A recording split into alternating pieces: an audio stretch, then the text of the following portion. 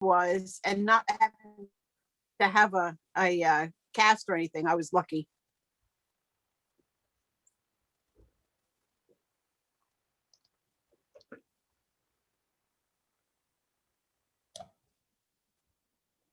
Notice how I clammed up once it said the meeting's being recorded. Oh, I knew it was being recorded. I just, AJ, do we have everybody?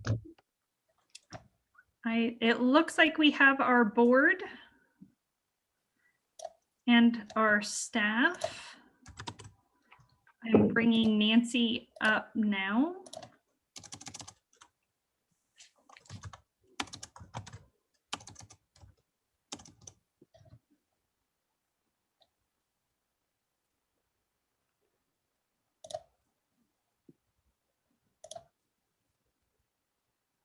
So it looks like we should be good if you're ready. Okay, we are. Then I will open the regular meeting of the Springfield Economic Development Agency and ask for a roll call, please. Board Member Van Gordon. Here. Board Member Pitts. Here. Board Member Moe. Here. Board Member Rodley. Here, Board Member Stair. Here. Chair Woodrow. here, Board Member Pictionary. Present. And Board Member Burney. Here. okay. As we begin our meeting tonight, I would like to ask members of the audience who are joining us by phone or online to please keep yourselves on mute until you are called to provide public testimony. There is one time designated for public testimony this evening and will be listed as business from the audience.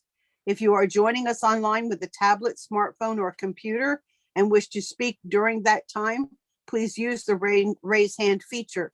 When you are called upon, please state your name, board or general location, and the subject you would like to speak about.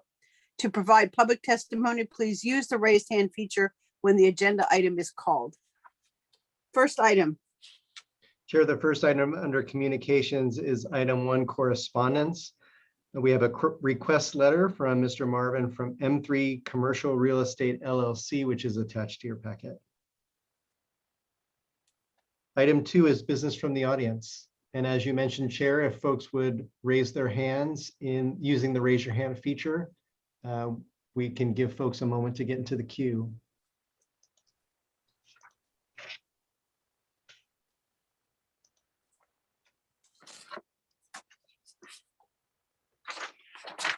Chair, are you ready for speakers? Yes.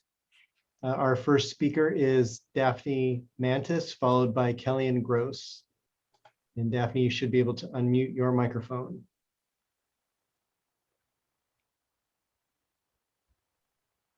I'm Daphne Mantis. I live on West D Street in Springfield. I support and agree with the letter written to SEDA today from Michelle Emmons, Upper Watershed Program Manager, Willamette Riverkeeper, and Elizabeth Holmes, Staff Attorney for Willamette Riverkeeper. The 3 parts of the letter that I want to emphasize are first, the required qualifications.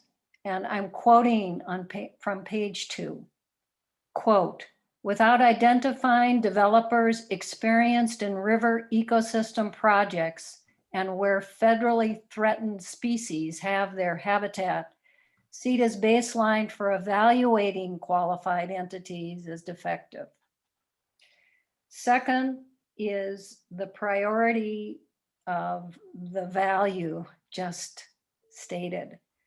And I'm quoting again from page 2.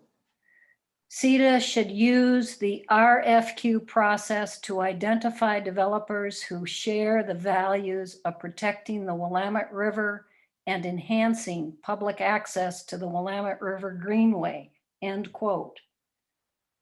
My opinion is that summarizes the unifying principle for development as stated in the Glenwood refinement plan.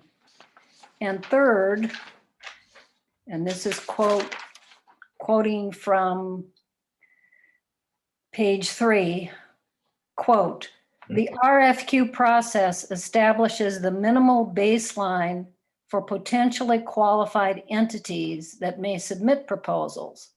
It is essential that RFQs demonstrate among their qualifications the ability to integrate protections for the Willamette River and that the public be allowed to assess these qualifications. So basically, they ask for a 30-day public commentary period before any final selection would be made as to a particular developer. And that's all, thanks. Thank you. Neil? Chair, your next speaker is Kellyanne Gross, followed by Richard Freimark. And Kellyanne, you should be able to unmute your microphone. Hello, yes, my name is Kellyanne Gross, and I'm speaking to you at my residence of 288 North Brooklyn Street. I'm at the cusp of this kind of imminent Glenwood redevelopment. First, I also wanted to kind of chime in with what Daphne had outlined around the Willamette Riverkeepers proposals. I think that would be really great to have like a 30-day public commentary period ahead of development projects so that everybody can just kind of give their 2 cents. And if my understanding serves me right, I think Portland does this so that anytime there's any kind of development project that happens at the Willamette River, there is such a public process to kind of hash it out and just kind of give the community time to discern, you know, whatever deficiencies are in the plan. So yeah, I'm all about that. And second, I really wanted to say to Councillor Pitts that I appreciated your suggestion that SEDA survey the Springfield and Glenwood communities about their opinions on redevelopment priorities, kind of like what you all did being surveyed in the last meeting. I think that's the kind of participation that I want to be a part of. And I think a lot of other people I've talked to around Glenwood would like that as well. I know that for you, Mayor Gordon, you had said that ultimately it's up to all of you as elected officials to decide on who you'll give public land to for redevelopment. But I think also a piece of that is that we have some kind of like public acknowledgement of what we would like to see prioritized, and that you're also then listening to us constituents. A third thing I want to kind of speak toward some comments that Councillor Moe had said at the last meeting and has also emailed me personally. I just want to state that Glenwood is not dying. We're not a fractured community where people don't talk to each other. I've never felt unsafe biking or driving at night through Glenwood. And I don't think it's a community that anybody like Steve Moe has to, quote, make excuses for, end quote.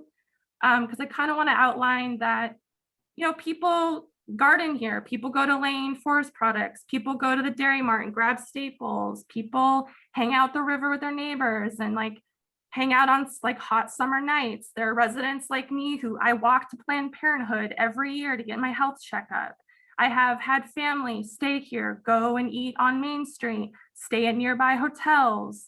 I bus to and from Eugene to like nearby places in Springfield. There's benefit music shows that happen at the Bulb Ranch here. People are buying weed at a Tracktown dispensary alongside U of O students just down the way from me. So this idea that like we don't exist as a place and that we're dying, I think that that's like a very antagonistic, disparaging thing to say about my community. And I don't see how that kind of feedback is helpful when you all should be considering, like, I think Courtney had spoke to this about tone, and Lorelei, the consultant, had talked about like how you're going to like reach your community. And we don't need to be hearing stuff like that from our council people because the stakes are really high. Your time is up.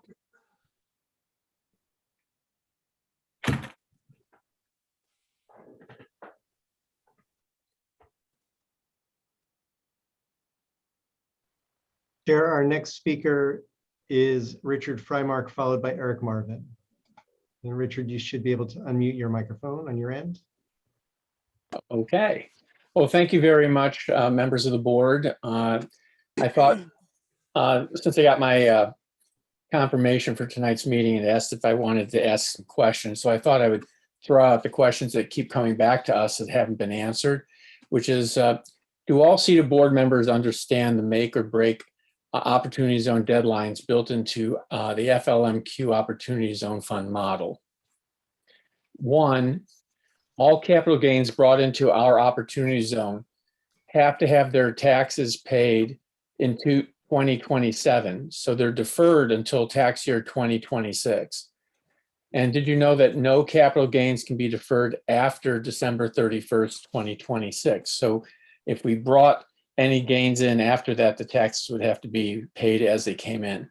Therefore, because of the deferral, we need project approval as soon as possible to give our opportunity zone as long a runway as possible in order to mitigate the 2026 tax exposure. And did you know that without a long runway and mitigation of the capital gain burden on the 21-22 capital gains, it will make the Glenwood project impossible for FLM to finance? Did the SEDA board members know that after 10 years, FLM will sell our position? Did you know that FLM is not taking any cash flow during the ownership in order to stabilize the property? FLM is investing into a 10-year horizon in Glenwood, and we will sell the property in year 10. You know that we could hold the property longer than 2031 or 2032, but there would be no benefit to FLM holding it until 2047, since the highest value for FLM is when the property is stabilized in year 10 and the product is still considered new to potential buyers. Thank you very much. Chair, our next speaker is Eric Marvin, followed by Ben Cooper. And Eric, you should be able to unmute your microphone. Thank you. I know that the SEDA board has my letter in front of them, and instead of taking up time explaining the letter again, I was hoping that there might be some questions that I might answer.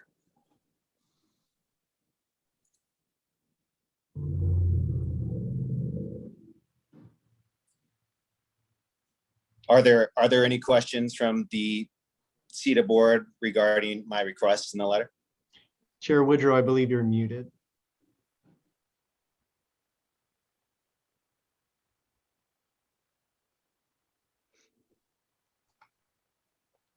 Okay, got it. This is not necessarily a question and answer period. I don't know. I'm not sure how to handle that.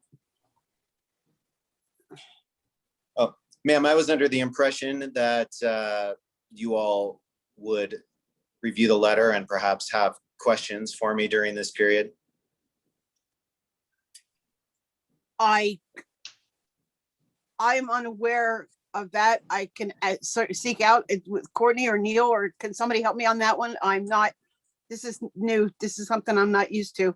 No, thank you, Chair. I typically under public comment, the board does not do question and answer, but I think it might just be great to summarize your requests in the letters, if possible. Mr. Marvin. Sure, happy to do that.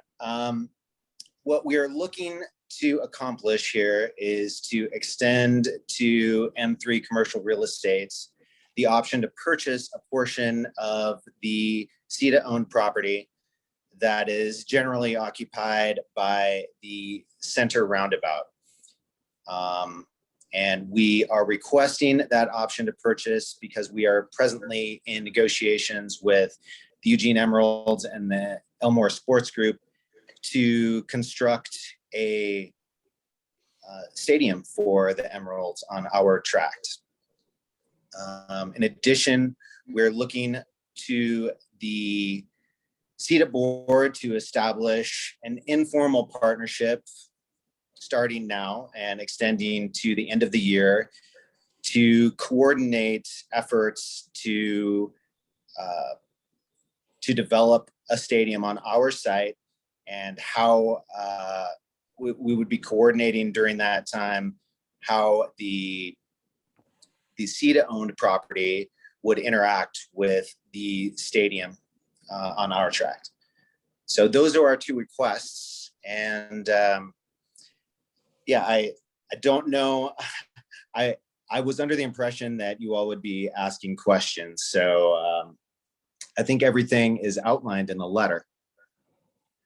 Perhaps I can make myself available at some time outside of this meeting to answer any specific questions that the SEDA board might have. We will be having conversation after the public comment section. We will be having conversation. The meeting will take place. I think I'm checking. Would it be appropriate for him to be available for any clarification? I think we can look to legal and make sure we have confirmation that that's fine. And we'll Okay. have that answer for you once we get in there and start. Yeah, that's what I'm asking. No problem. We'll let you know very Thanks. shortly. Here, our next speaker is Ben Cooper. We have no other hands after Ben. Ben, you can unmute your microphone now. Hello, my name is Ben Cooper. I live at 288 North Brooklyn Street with Kellen, and I just wanted to echo support for what Daphne said and what Kellen said. I don't think Glenwood is dead or dying. There's working people that live here. There's poor people that live here. And my hope would be that when I explain my position on these things before, it's not that I am wholesale opposed to development. It's that I hope that the development can be something for us and can leave us with houses and homes when it comes time to build new things. And I hope that we can be integrated into whatever is planned here.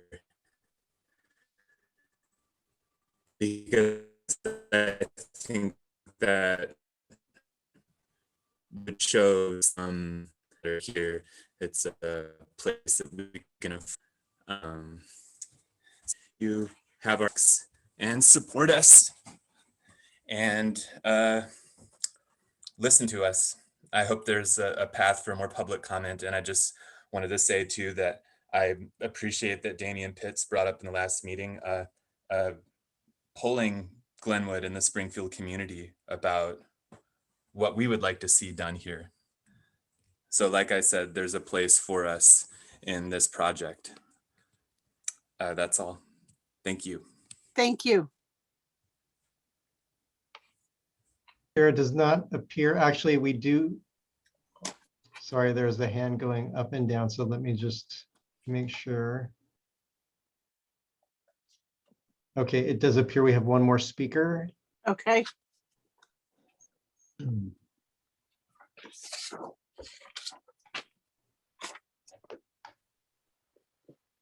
Yes, Chair, I apologize. The hand went down again, so I'm not sure. I'm just going to call on this person very quickly to see if they're just having trouble with their hand.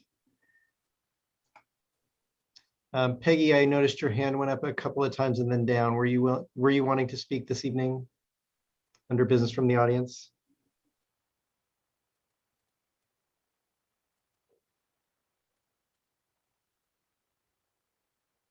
Peggy, we can't hear you if you are trying to speak.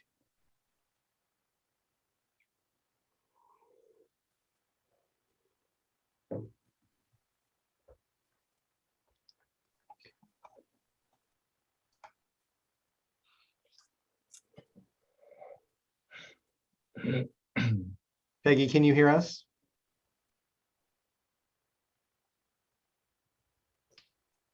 It appears Peggy is having some audio challenges, Chair. Okay. So there's no one else to speak? Correct. That was the last speaker that we have, and I'm just taking another moment to see if I can get her microphone to come up here. Peggy, would you like to try one more time on your microphone?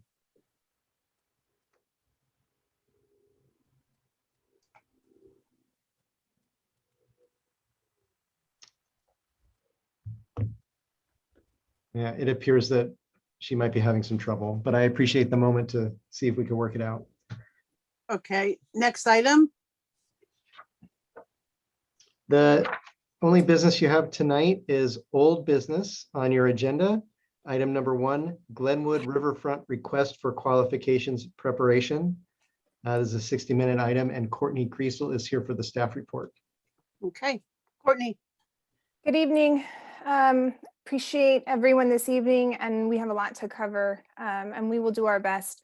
Also, we'll address some follow-up related to the M3 letter request, and we'll try and create a number of opportunities to engage very overtly and openly as a board, just on the wide range of questions and roles and next steps and complexities at play.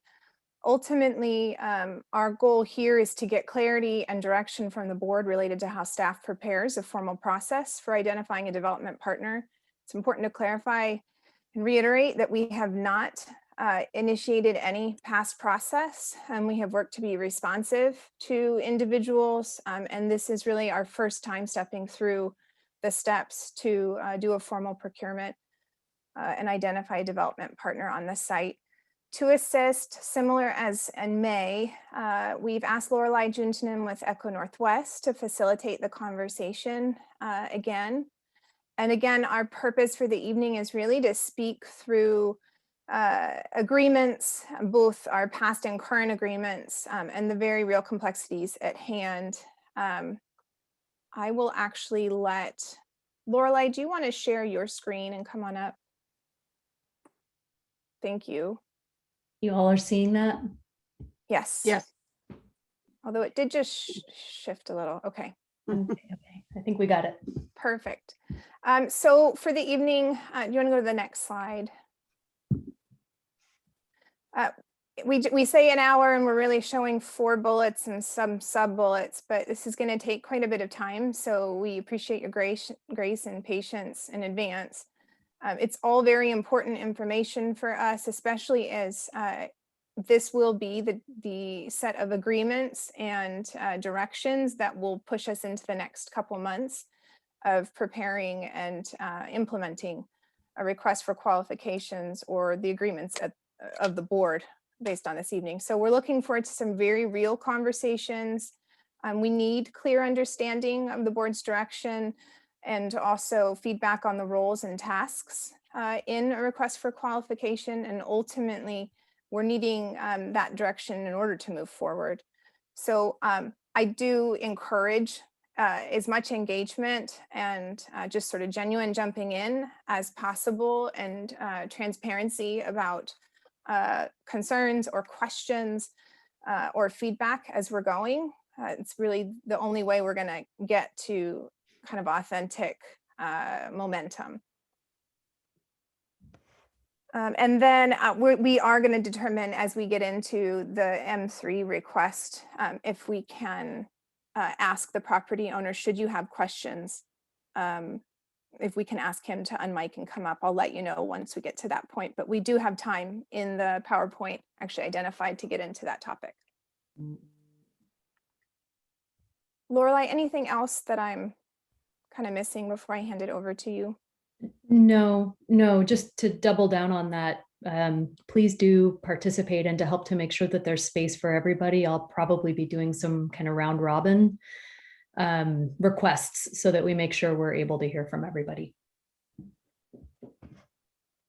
All right, Courtney, you ready for me to move through this then? Yeah, jump Okay. in. So I am going to have to use both screens, and I am going to have to be typing so I can take notes and keep track of what's going on. So I'm not multitasking. If you see me looking all over the place and hear typing going on.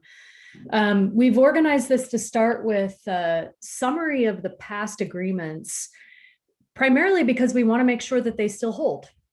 There are, some conversations that have been held over the course of really the last several meetings that have led to some conclusions that staff now needs to be able to take and turn into an actual solicitation of some sort. And we would like to hear from you all whether these still match. The reason that we're so focused on agreements is that First of all, we really do need to give not just clear direction to staff, but also the authority for them to be able to move forward without having to continually come back and check in with you to make sure they're on the right track.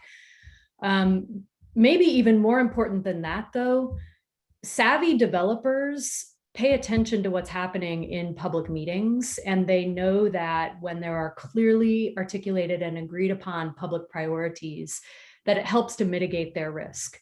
So they're listening to these conversations and they're weighing their opportunities based on what they're hearing here.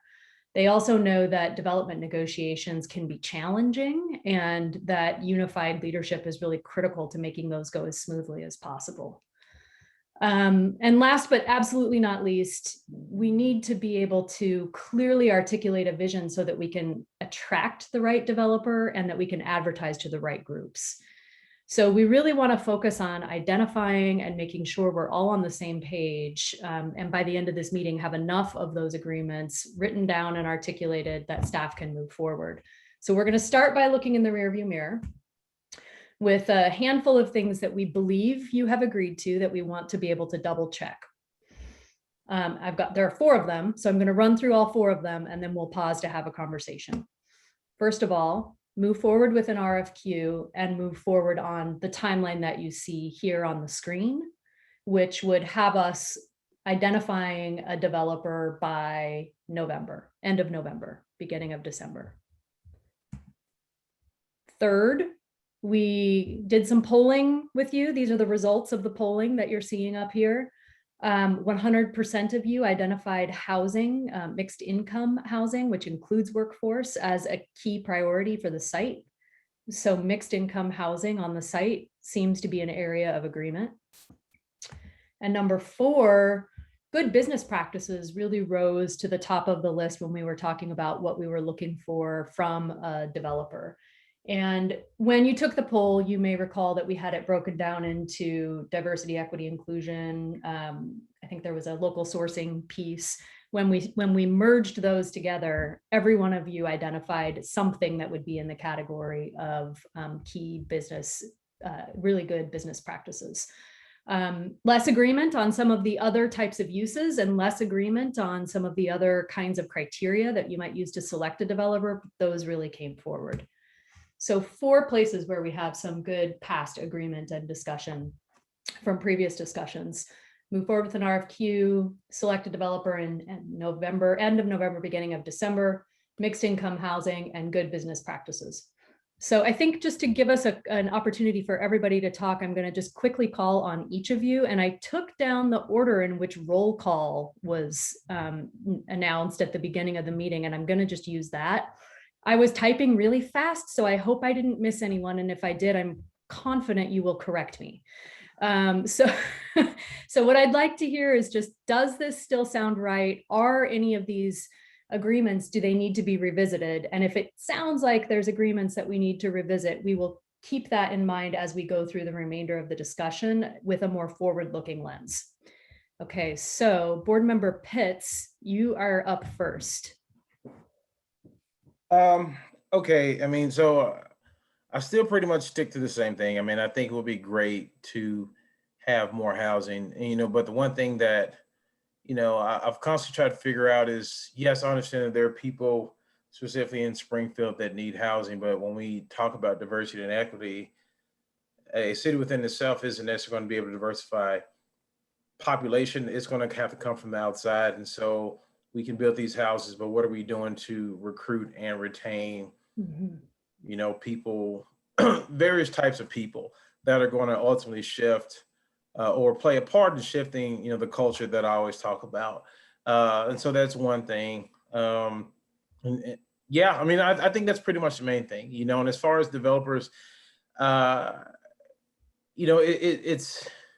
it's sexy to bring in somebody from the outside and, have these elaborate plans, and they might do all kinds of research and all that stuff, but they really don't know the city. And, to piggyback off what other people said, how do we really get people engaged outside of these meetings to figure out what is wanted? And then lastly, if we build anything there, are they going to bring is it going to bring more jobs to the area? Is it going to make people more comfortable in their current jobs? And how will this particular development tie into everything else that's going on in the city? All right, I'm done. Thank you. So Board Member Pitts, you actually brought up a really good point, which I should have clarified when I was going through. For items 3 and 4, that does not mean that the only use on the site would be housing, or that the only criterion would be good business practices. There would be a range, still would be a range of uses on the site, and still would be a number of criterion, but in terms of what seemed to be rising to the top, those were most important. So I hear you changing the emphasis of this a little bit, but not necessarily disagreeing with any of the past agreements. So hopefully that's an accurate summary of your statements. Sounds good. Okay, great. Board Member Van Gordon, you're next. I think I'm good with the list in general. It feels comfortable with the direction that we're going into. I'm still a little bit, the only place that I still am sort of open to some conversation is when we bring the timeline down, since we just essentially put it out there from a paper to comment from a developer perspective. Yeah, so it's not that December doesn't give me too much anxiety, but I'm just sort of, if that's the point where I'm the least firm as far as where my head's at, because I could see us tweaking it multiple different ways. Okay, got it, noted. Board Member Mo. Jobs and housing, that's all. Got it. Board Member Rodley. I'm generally remember these agreements and I'm for them. And I appreciate that you said that mixed income wasn't the only one, because one of the things that's important to me is public access to the riverfront. So that's a piece that I just want to make sure doesn't get lost. And I also have, and I did last time, have some wiggle room around the timeline. I think that's something for us to dig into too, to see what's both prudent and not too lengthy. Okay, fantastic, thank you.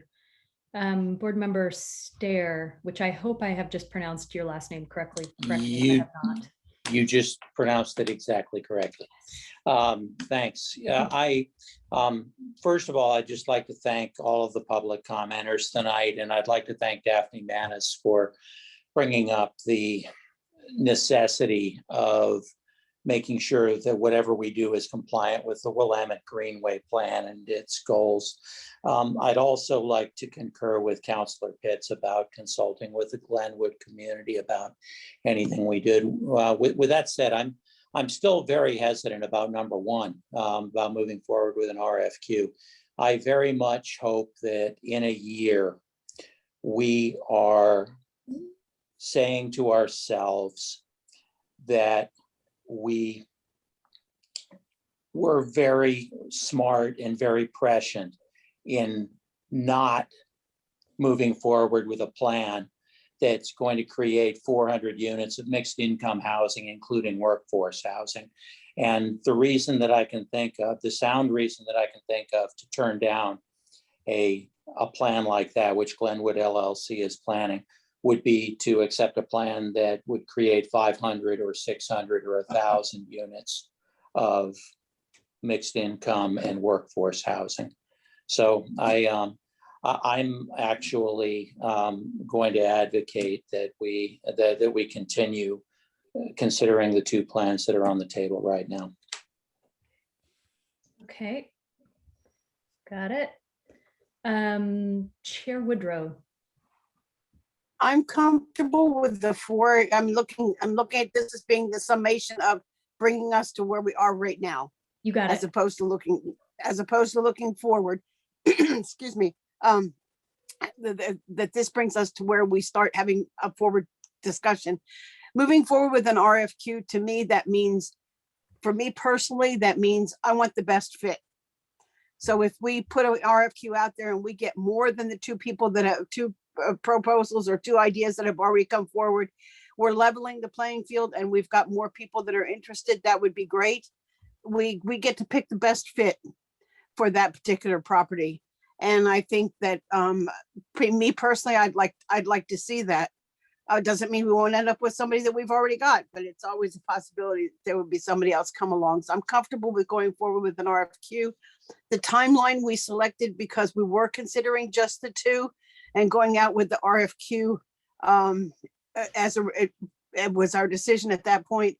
And that was the timeline, the speculative timeline that Courtney thought would take place going out with an RFQ now. So I'm comfortable with that. I realize it can be easily tweaked. Mixed income housing, yes, I think that's a priority, but I think at the same time, we need to see how that's going to fit in with everything else that's going to go in or around. It needs to be a fit. There needs to be cooperation, understanding that it's not an island, that we need to be able to recognize that it belongs in a spot that is going to be comfortable with everything else that's around it. And the fourth one is almost a given. So yeah, I'm comfortable with where we are. Okay, great, thank you. Board Member Pictionary. Thank you. I too am comfortable moving forward with an RFQ. I think that, we pride ourselves on being inclusive, and I think this is the best way to be inclusive and allowing others to join in if they wish. And there may not be any. I mean, the two may be the only ones, or two or three, they're the only ones that are interested, and that's fine. But at least we can say, hey, we checked if anybody else wanted to, we were open to it. And so there we are. The timeline, I think, is reasonable. I think we should be able to select a developer by December. I am all about selecting a developer by then, no later than then. Mixed income housing I'm 100% behind. I think it makes sense. And I think that, if we can maximize the housing in a project like this, it would be only helpful for the entire region. Good business practices, I would hope we would pick a developer that has those as opposed to bad business practices. Seems like I don't know. It doesn't seem unreasonable there. But yet, and two, and for folks that have been around me long enough, they know how important it is. For example, when we put together the Sacred Heart River Bend Hospital project, et cetera, and some of the properties in the Glenwood area and whatnot, access to the rivers to me is absolutely 100% totally full on. You got to have it or I'll be flipping out, right? So it's important to me that the waterways belong to us. Goes clear back to where our ocean beaches were declared a highway, so that way we all have access to our beaches and not privately owned. I'm very much for that. River access is really the heartbeat of a community, a healthy community. So I hope I emphasize that enough for some of the folks there in Glenwood. So anyway, no, I'm happy with this. I think we should move forward. I think it's very general enough to where we have plenty of room to tweak it, but there's also give some direction for you folks that we move forward, and that's what I'd like to do. Okay, Board Member Bernie. I will be minority opinion, but before I start, and this relates to this, I really just want to call out the passing of Senator Manning's wife, LaWanda. This is a sad day. And the reason I mention that is because Lane County developed something, especially in a good business practices slide. Lane County developed something called a community benefits agreement, which pointed out that you can prioritize a lot of the values of a community. And it doesn't just mean good business practices. That's a nebulous term. It means, in many cases, employer paid full family health insurance. It means that apprentices in building projects go through registered apprenticeship practices. It means that you target recruitment very pragmatically to populations that are historically excluded from different lines of work, and that means targeted to women, minorities, and veterans. It means a slew of things. The reason I mention that is that has become state legislation. That state legislation passed the House. Senator Manning, before the tragedy, called me to say he had the votes in the Senate. He told me when the governor would sign it into law. So all we have to do is embrace things that already exist. I disagree with moving forward with an RFQ. maybe I'm hearing this incorrectly, but if we have one of the landowners that was part of the Localis group say that he's left Localis, seems to me we have one proposal on the table right now. And that means we could negotiate with that one proposal. If we move forward with anything, it should be an RFQ and RFP at the same time. You don't know if a development proposal is going to be compatible with the community if you don't have a proposal. And then RFQ, RFP simultaneously is what occurred, which led to the OB Market Commons across the river. So it's my opinion on that number one. Timeline, what Mayor Van Gordon and I were told when we met with the different two proposals at the time, the last one being the Glenwood Development Group, whatever they're called. We were told that if that timeline extends that long, the funds will have moved, and the funds will have moved as it relates to what one of the people just told us in public comment what their time frame was, because there is a sunset and they are going to move to those projects across the country that will move in a way consistent with their timeline.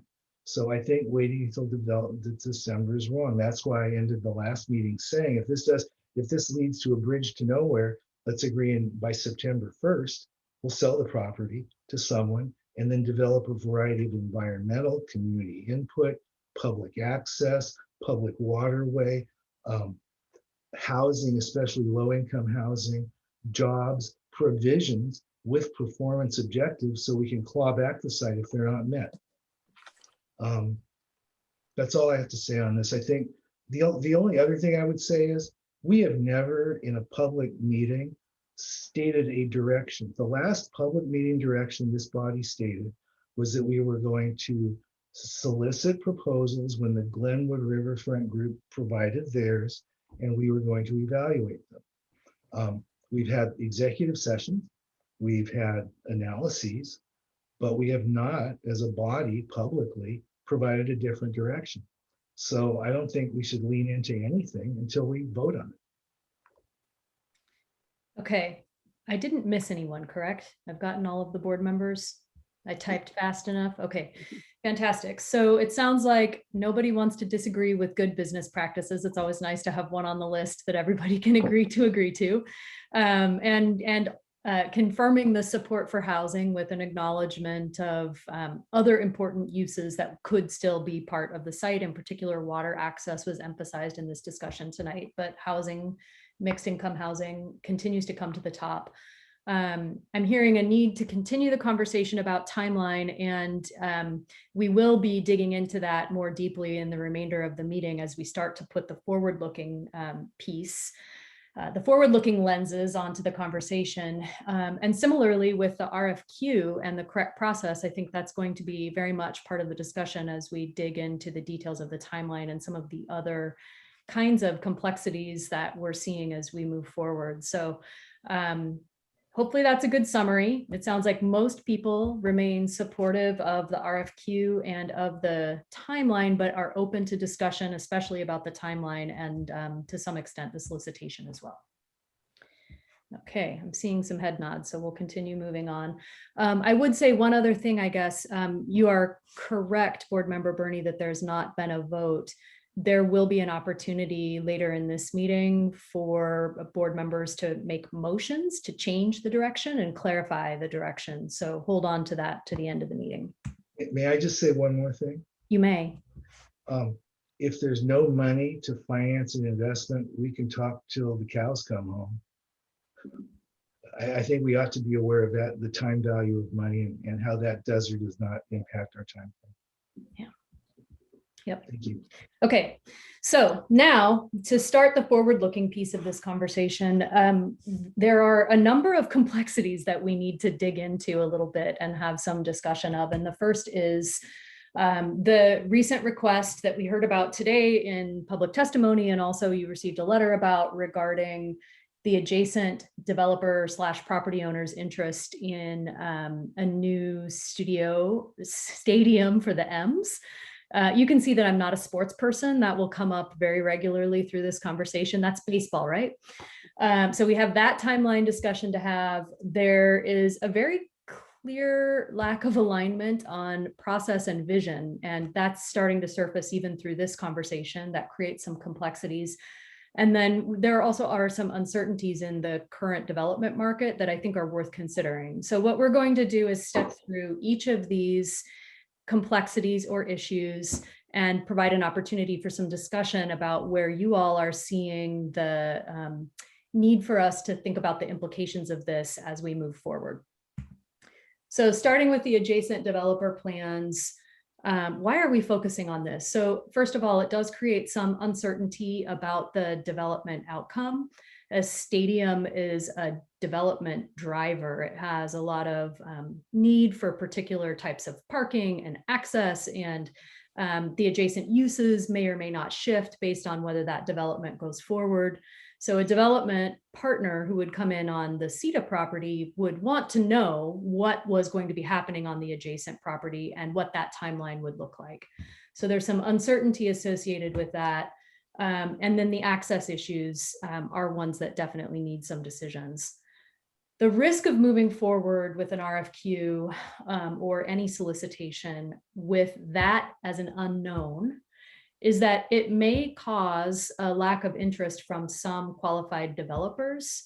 I think it's very mitigatable. I think a developer would be able to collaborate. A good developer would know that this would mean that they would need to have careful collaboration with the adjacent site, but those risks are there, and I think they're worth looking at head on. Courtney, I'm going to hand the mic to you for just a second to see if there's anything specifically that you want to bring forward about the conversation with the adjacent property owner. And then Abe, maybe ask you to also comment on what you're seeing as potential risks and opportunities with this one. I appreciate that. So we did receive the letter as you all did last week, and had an opportunity to follow up and just ask some clarifying questions about requests 1 and 2. I'll also note that you can engage the Marvins who are in the audience if you have questions during this meeting. That is something that the board has the ability to do.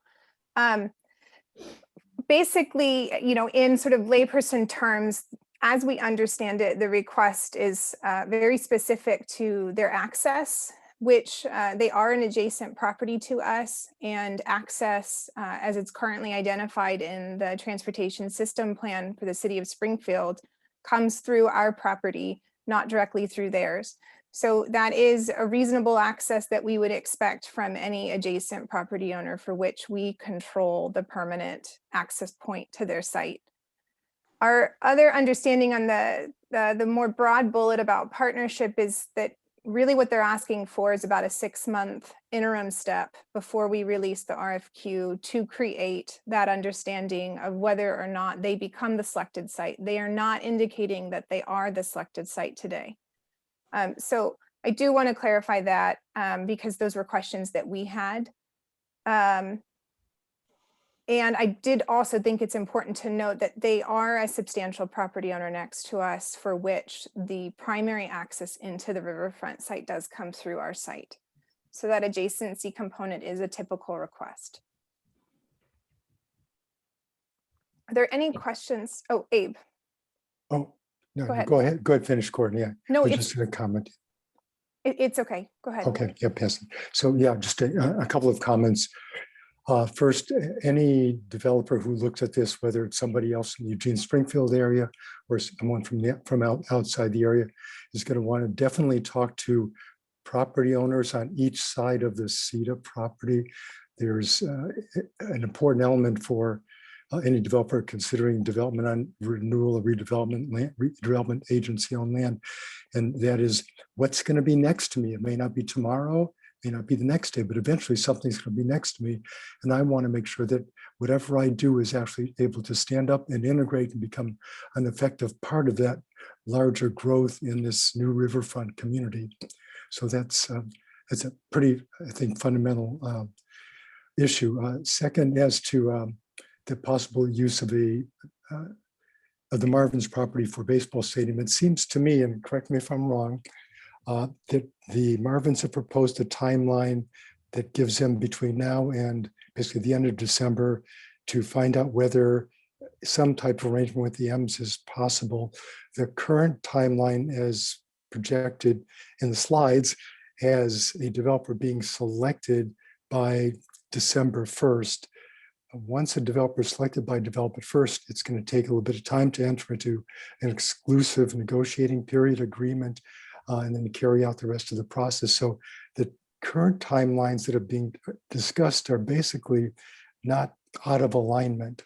So I think what it would tell us, though, is that were the board not to take the pause to draft and issue the RFQ after that determination had been made, we basically are drafting it with a nod to the fact that a sports venue next door is a potential outcome. And so we would want to represent that very transparently to the development community. And require the careful collaboration between the two property owners to make sure that those are really coordinated development processes. Yeah, and because you're talking about an RFQ, not an RFP, which is really a good thing, you're looking at the qualifications that you've discussed already, and you're not asking for a specific proposal because it's premature to do that. Board Member Bernie, you have a question? No, a comment. Okay. One very just, yes, that will allow that. But Courtney, I wanted to just quickly see, so they are allowed to ask questions of the Marvin property owner? Correct. Okay, fantastic. So keep that in your minds. And Board Member Bernie, if you want to raise your comment, that would be a fine time to do it. Thank you. First, I also serve as the chair of another group, and I can tell you for a fact, the M's are not just working with this piece of property, as Courtney indicated. They're looking not only for a location, and I've talked probably as much with Mr. Elmore and Alan as Eric has. They're looking, they don't know where their home will be, and they don't know what their financing will be. That's what they're figuring out. They know what their time frame is. So to organize all of this now, I just, it's sort of like, it delays yet again a process that requires a relatively tight time frame to qualify for dollars to do something like this, which is why our community asked Governor Brown for this to be designated opportunity zone. So this to me is just sort of pure speculation. And even if a developer were chosen, that developer would take 18 to 24 months of pre-development work, and all of these, issues could be figured out in that period of time. I appreciate, I do want to clarify that and not say that this was the only site.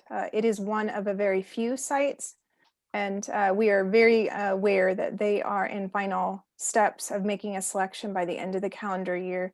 But it is important to note that it's only one of very few. Courtney, I acknowledge that you said that. Yes. Yeah, it sounded like to me like you were saying that she indicated it was the only site the M's were looking at. That's what I got from yours. So. Oh, no. Well, I apologize if that's the case, Joe. My point was they're looking at several sites. That's yeah, that was my understanding as well. Mm-hmm. Good. So let's stay on this. Are there other questions about the specific nature of what the Marvins have requested? And then maybe we can talk a little bit more about the implications. Yes, Board Member Van Gordon. I feel like there's about 3 requests in here. And maybe my question is, could the M's make the decision at any moment? Or is it literally that we are waiting until December for them to make a final decision? Because that's an area that I may be confused about. We can follow up with the M's and ask for some clarification, but I will tell you that they would make the decision as fast as possible were the decision able to be made. So if they can make it tomorrow, I believe I'm speaking accurately that they would make it tomorrow, and they will make it as quickly as possible because they are on a tight timeline. So it's fair to say that, I don't know, we could hit a point in September and we could know and it's equally fair to say it could be December before we know. I think that's fair, but I can commit to following up and clarifying. Okay. And I guess the other question that I have is, what's the risk if the RFQ and I know we got a whole long list of issues to talk about, but if the RFQ as it exists today sort of head nods that there could be a stadium there, and we drop it, and then for some reason the M's go someplace else, is that a risk to what we would get back, or is that something that, you know, in these types of processes it just kind of gets worked out in the process? I think there is some risk. It could also be worked out, but part of the risk is that while it seems to be tied or timed well, it could be just off. So the board could make a selection of a development entity and begin moving forward, and to the version of the M selection where they're selecting in late December or even early January, we may have passed on other development partners that were less interested in stadium type use. So there are risks.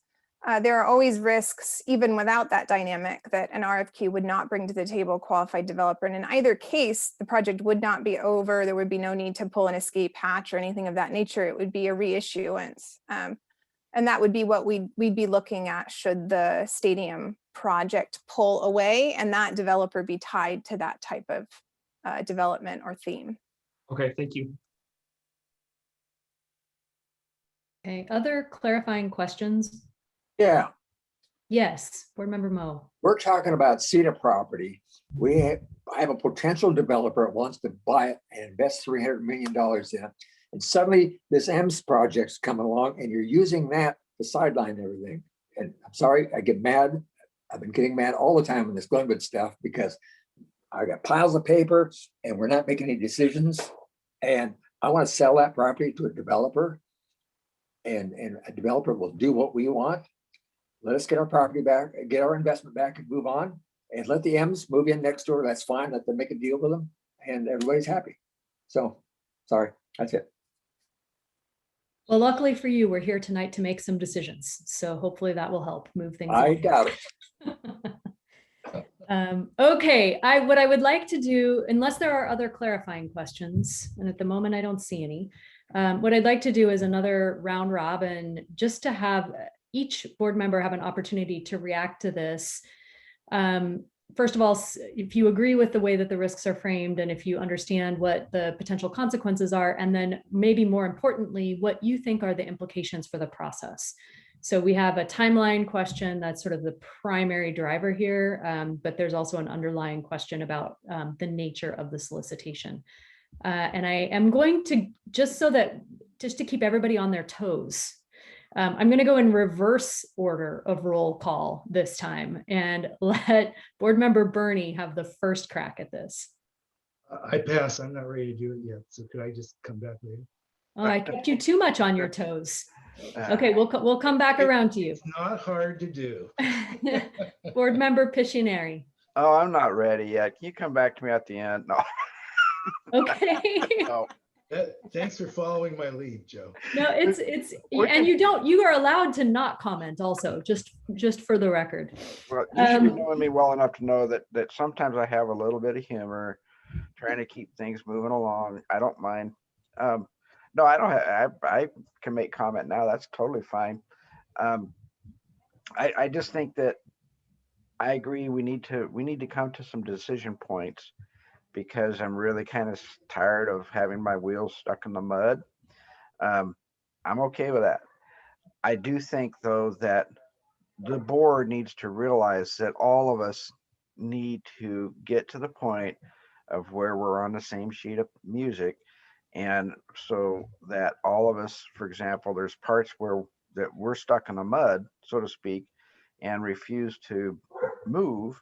And we have to have some either agree to disagree, or show some flexibility both ways, and so that way the project can move forward. So I am very flexible. I want just the best for the Glenwood property, the best outcome for the property. And I really feel as though the best way that I can feel comfortable by signing my name to some document somewhere is where I know that we're choosing the best developer for the project that they are going to develop and be comfortable with it.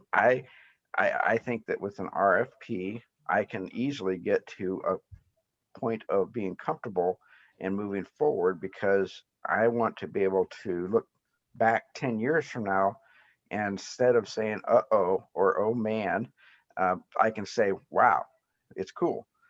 But I don't see myself getting there unless I know more about how that's going to be put together and who's going to put it together, and have a collaborative decision by this entire board that everybody is comfortable with. But I don't know, is this board capable of doing that? That's really, I think, is the tricky question, is are we all capable of getting on board, or are we not? That's, I think, is your biggest challenge right there, Laura Lee. Working on it. Okay. Do you have an opinion about timeline though? Sooner the better. I mean, I really, I mean, if December is possible, then yes, by golly, by December. If November is possible, by golly, November is fine. Whatever the soonest date can happen that is thorough enough of a job that we're doing to be able to make an informed and quantified decision.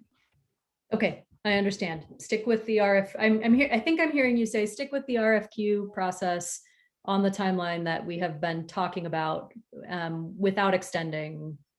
Right. to- I don't. Yeah, I would absolutely not be in favor of extending unless there's an extenuating circumstance. We must, or we have to, but not that we want to. I think we should be deciding what we have to do versus what we want to do. Got it. Okay. Thank you. Chair Woodrow. Oh my. Hey, Joe, I just wanted to clarify. You said RFP when you were talking. Did you mean RFP or RFQ? Yeah, that's Joe's brain going sideways with a cold in his nose. So no, the RFQ. Yes. I just wanted to make sure, because you did say RFP. I want to make sure that's what you meant. I would not doubt I did. So, but I was hoping that Joe would come back and correct me on some of the stuff I said. Oh, I liked RFP. Yeah, I know you did. Oh yeah, no, RFQ, Joe. I am okay. I know where Joe's coming from, and I kind of have the same kind of sense of Joe Pishneri, and kind of have the same kind of sense is I want to move forward. I want to look forward. I want to make some decisions that either go forward or we decide not to. I mean, I kind of feel like a hamster in an exercise wheel sometimes with the way these conversations keep going. And I'm just going to throw this out there for anybody to think about. We're only just now opening up as a country from everything that we've been through for the last 12 to 15 months. And we have developers, I think, that are probably out there that aren't quite sure what they're looking at or what their plans are. And then we're looking at an economy and that kind of thing. And I'm not even saying that this is a possibility, but something to think about is that extra 6 months between now and December for the RFQ might help solidify some of the way the economy is going and the speculations. So I don't know if it have an effect on this or not, but it was something that came into my mind. I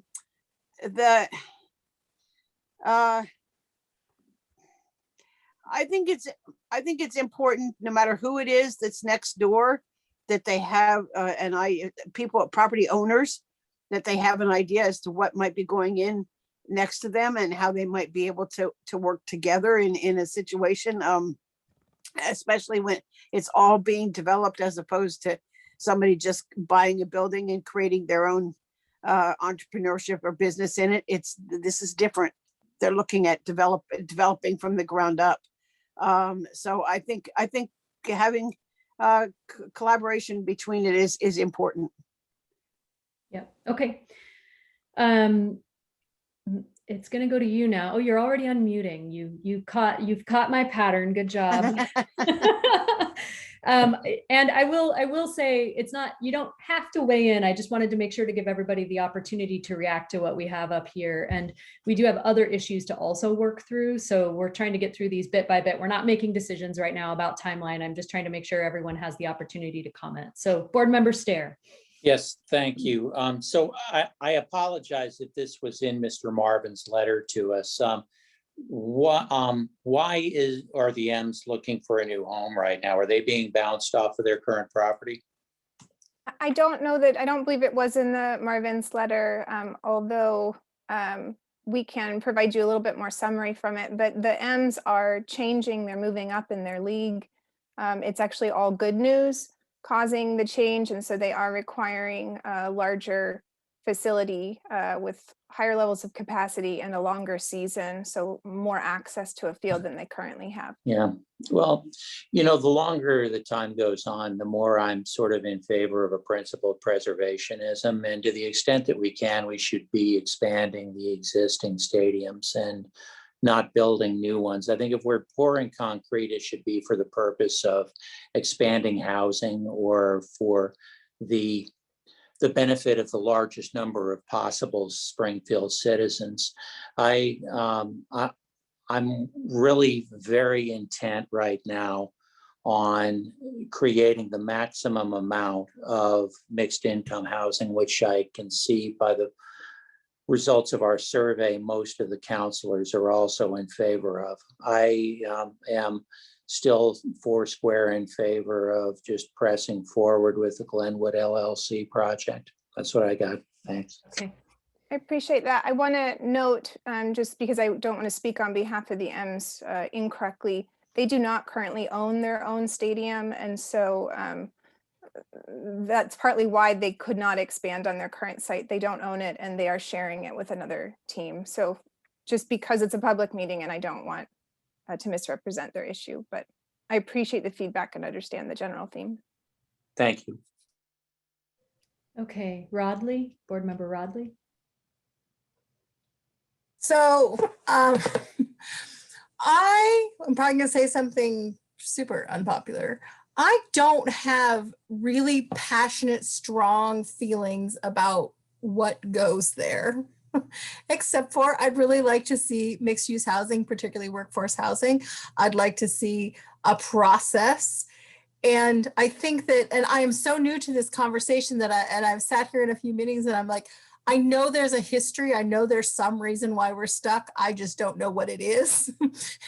So I think at some point, we just have to just let go of the fear of making a mistake, and just have a process, agree to a process, move forward, and know that we're not going to be able to control every building, every house, every street that goes in there. We're going to have to just move forward by what structure we can as a government entity, and trust that our staff are going to do the work behind the scenes and kind of get out of our own way. So I appreciate when Councilor Moe is being crabby, and I appreciate our member Moe is being crabby. I appreciate member Bernie bringing his perspective, and then I see us get stuck. And so I'm just like, I just want to agree to an RFQ process, set some parameters, move forward, get out of the way, and let the process do what it does. Okay, thank you very much. Board Member Moe, anything to add from your previous comments? I'm not even sure what the question is, but we have a proposal there that provides a beautiful economic engine for Springfield. Businesses and housing, yeah. I want to see them go ahead and give a try at it. And the M's, we bring this M's thing into the picture, and they're not even part of it. Let them deal with them. It's a business thing, you know. So anyway, I'm sorry. That's what I said. Thank you. Thank you. Board Member Van Gordon, any comments? I think where my head is at here is that I don't want to wait for the M's to decide. So I think there's a couple of levels here. First level is, I think the question about access, I think we have to start negotiating with them in good faith, because they need access to their property. I think the question about, I hear maybe some interest in them submitting an RFQ for the property, and I would encourage them to do that, because that would allow us to have the property and, actually have a discussion again. If more qualified people are interested, then they should put their ideas into the hat. And I think the third level really is the risk that I'm ready to take about the EMS question. Whatever we put out, I would rather move, I'm kind of on one end hearing the balance between, hey, this EMS thing's out there. On the other end, the need to sort of move and get through a process that makes sense and everybody on the same page. I think I would rather risk noting that this thing could happen, have us get to a point where the wheels may come off the bus a little bit if nothing's perfect, right? And then have to figure it out at that moment. So that I really don't want to wait till December to drop their RFQ. Okay. Understood. And you're right that there are actually two requests embedded in the letter that came forward, one around negotiating for access and one around timeline. So we'll need to handle each of those separately, but focus on the timeline at the moment. So thanks for bringing that access issue up. And I think there's a third one that may have to get clarified that's been in there, which is about adjacent properties. So those two, that one I'm just curious to keep knowing more and understanding the conversation. But like I said, I don't think I want to wait for them to make a decision. I think we just say this thing could happen and go for it. Okay. Board Member Bernie, I'll give you a second crack at this if you're Thank ready. you. I can tell you wouldn't give me a third one, so I'll crack away. Okay. First, I hear at least three of us talking about working with the existing proposal and getting into some kind of shape. In my perfect world, actually, Courtney, did you say it's okay to ask Mr. Marvin a question? It is okay to ask Mr. Marvin a question. Okay. Eric, this is a really naive question. Does your letter imply, or does it mean that you are no longer a part of the Localis proposal, or no, you still are?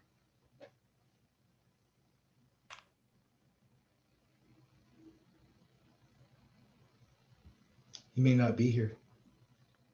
No, I'm here. I think that necessarily the idea of putting the M Stadium on our property divides us from the Localis proposal. Got it. Thank you very much, sir. I just didn't know. Okay. In my perfect world, we would have a master concept that included the M Stadium, if it became real, on the Marvin property, within the context of a concept for the Glenwood River group. That would be my perfect world. The Marvin's property, and Eric, correct me if I'm wrong, is part of it an opportunity zone also. And so the financing, I don't know if it's been explored, but perhaps some of the costs of the stadium could be part of the overall financing of a project. And before Eric, sorry, go ahead. You were not finished. Well, that's okay, Courtney. I'll go after you if you want to clarify something I said or said wrong. No, before Eric responds, because he's still unmuted and I just want to note that we know that we cannot force them or identify a development partner for them. I just want to caution. Of course. First of all, there's no question, Eric, here. Second of all, I was just fantasizing. Sure. But no, I'm happy to respond to that. I think ultimately what we want to do is what everybody wants to do, what's best for Glenwood. We want to get something going here. Mr. Bernie, with all due respect, I don't think that the Glenwood LLC project is going to materialize.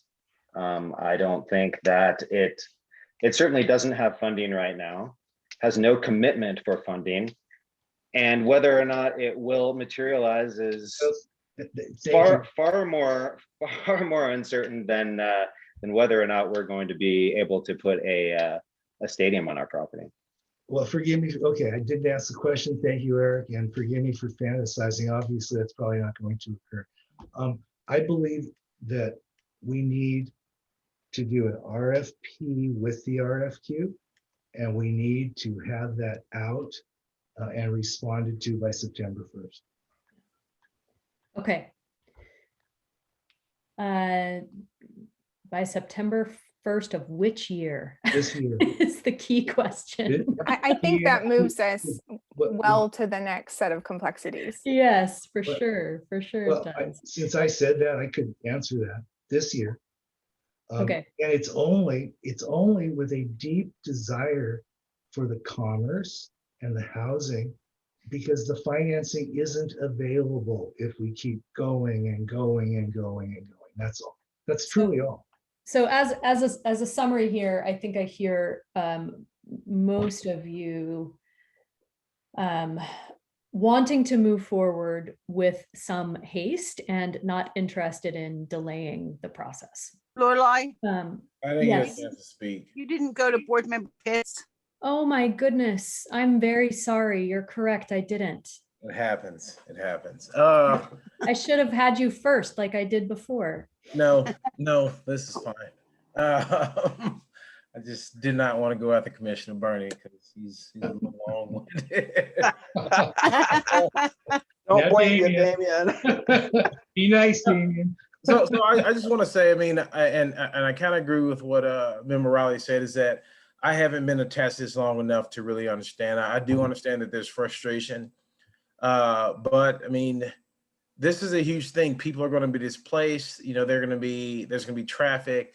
There are going to be a lot of other issues that, because we're only looking at the pretty, we're not looking at the ugly. You know, the moving people around, the traffic, the disputes and things like that. And so I understand that we want to kind of rush to get it done, but if we rush too much, then we're going to have a product that no one is going to like. And I think that's one thing that I fear.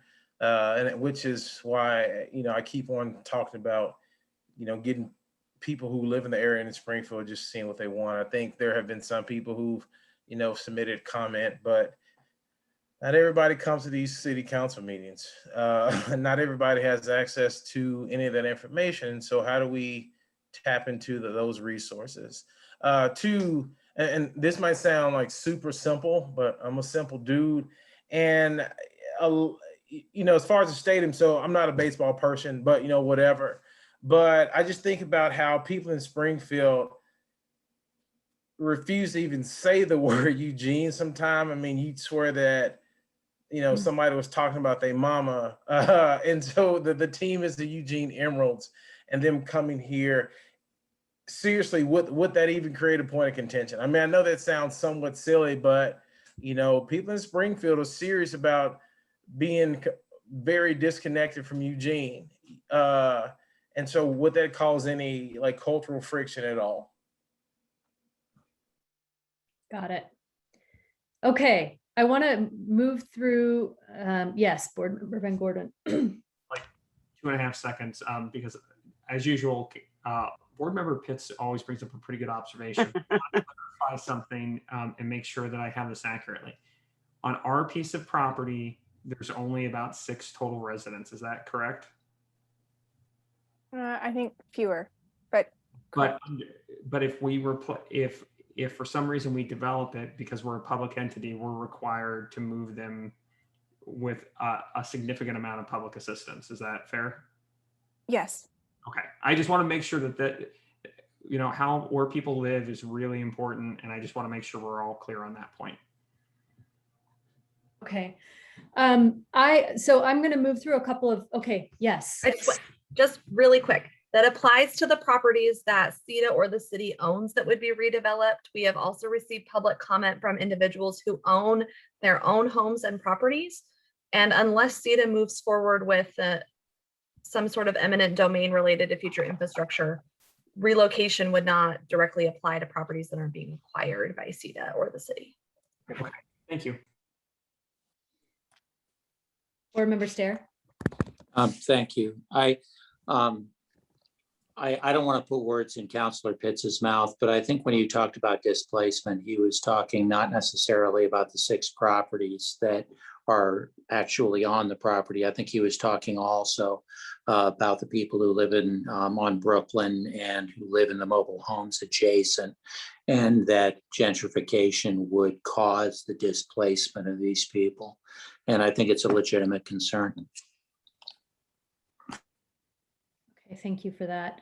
So we have 2 more complexities that we wanted to talk through, each of which interrelate with the question of timeline. So I think for speed, I'd like to go through both of those, and then we'll pause for some more discussion.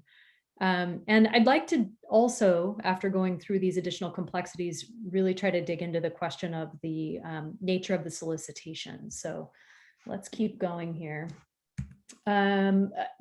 I think I'm echoing Board Member Piccionary here with his Board member comments. who? What? Board member who? Did I say your name wrong? Think missionary, but put a P in front of it. Okay, Pictionary. There Thank you go. I appreciate that. Next, we'll have a little lesson about how to pronounce my last name. So, so I think I'm echoing Board Member Pictionary's comments here, with just pointing out how incredibly important it is to make sure that we have alignment on the process. The reason that it can be challenging to not have alignment is that it really does raise a lot of confusion and inefficiencies in the process. It makes developers nervous to enter into conversation. And it really can limit and make angry public members and make it difficult to have really effective public engagement and good conversations about the future of a really critical site to the city's future. I'm a new person to this conversation. I'm not stuck in the mud with y'all. I'm up above it. And I am definitely hearing competing narratives about the current status of the solicitation. I'm hearing differences in hoped for development outcomes, and I'm hearing a lot of lack of trust in the process. And that needs to get resolved in order for you all to be able to move forward effectively. The way to get around that is to have conversations like this and make decisions. And if the decision is made and it's not agreed to by you, that doesn't matter. You're part of the team. It's about commitment to the stated public goals and commitment to the chosen process. So that's one of the complexities, that lack of alignment that we need to make sure that we get to. The other to point out is just the uncertainty in the market. There's a lot of changes that are happening in all kinds of pricing for development costs right now. You've probably been hearing, if not experiencing, what's going on with the price of wood up and down, and a lot of questions around financing. That's mostly COVID related and may or may not settle out in the near term. It's likely to settle out, but at this point, it's a little bit uncertain when exactly that would happen. That could lead to a lack of interest from qualified developers in the near term as well. Are you qualified to make that decision? What? Are you qualified to make that decision?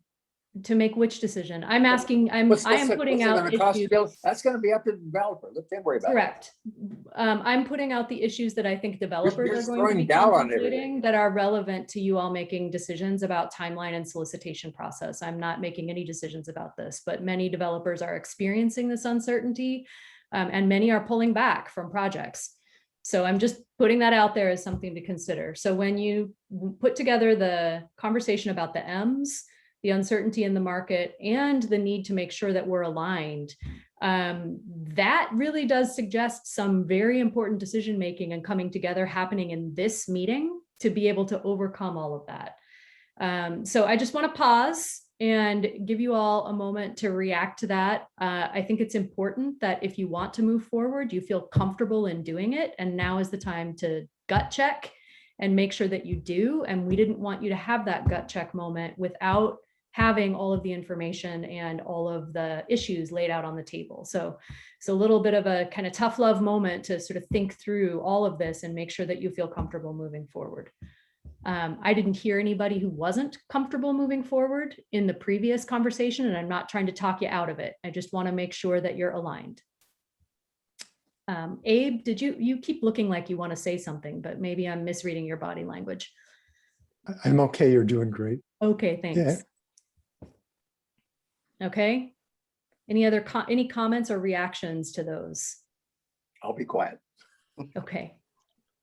Lorelei, I just wanted to reemphasize, and I appreciate you bringing up the point of what I made, is that being part of large developments such as a Riverbend, we have all got to get on the same sheet of music, and all of us have got to be able to be a little bit more flexible than what we're showing, or this is dead in the water. Yeah. I hate to say it, but we really have got to look inside ourselves and find out, okay, where can we go, and how can we all find out where's the commonalities here? Because if I was a developer and I'm listening to this meeting, I would be having all kinds of red flags and warning signs by saying, hey, I'm going to walk. This is crazy. And I think that by some of the display that I've seen is that that's the message we're given. So I really believe we need to really take some of these emotions and set them aside and really look at the facts and our comparators and make a list of the goods and the bads and find out where you personally need to be. Because if we stay where we're at and everybody's dug in and got their heels dug in, this is dead in the water. Yeah. But I think we can get there. Yes. Board member Chair.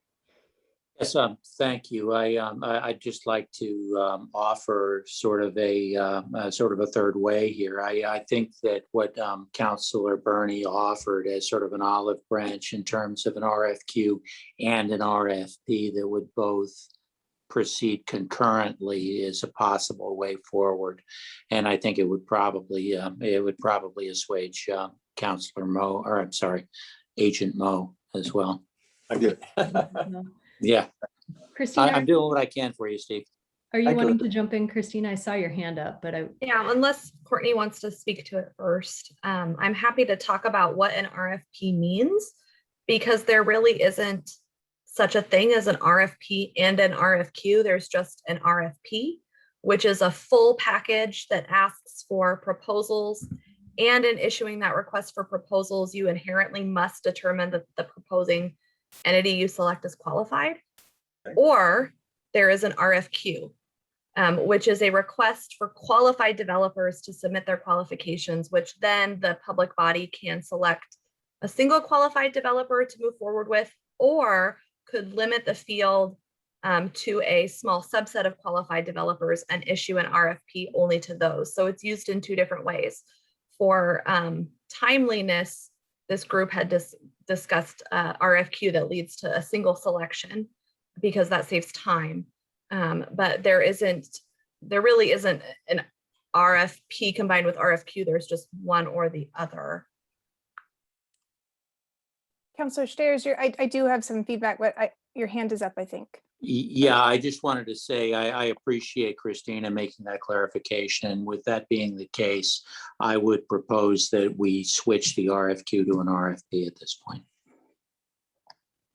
So what I want to note here is that if it's truly an intent to create an actual RFP that is open and transparent and refined and meets the principles of what a request for proposals would require from this board, that would take longer than issuing a request for qualifications and would have to include all of the qualification elements. So we would not be releasing it in the current timeline. It would take longer.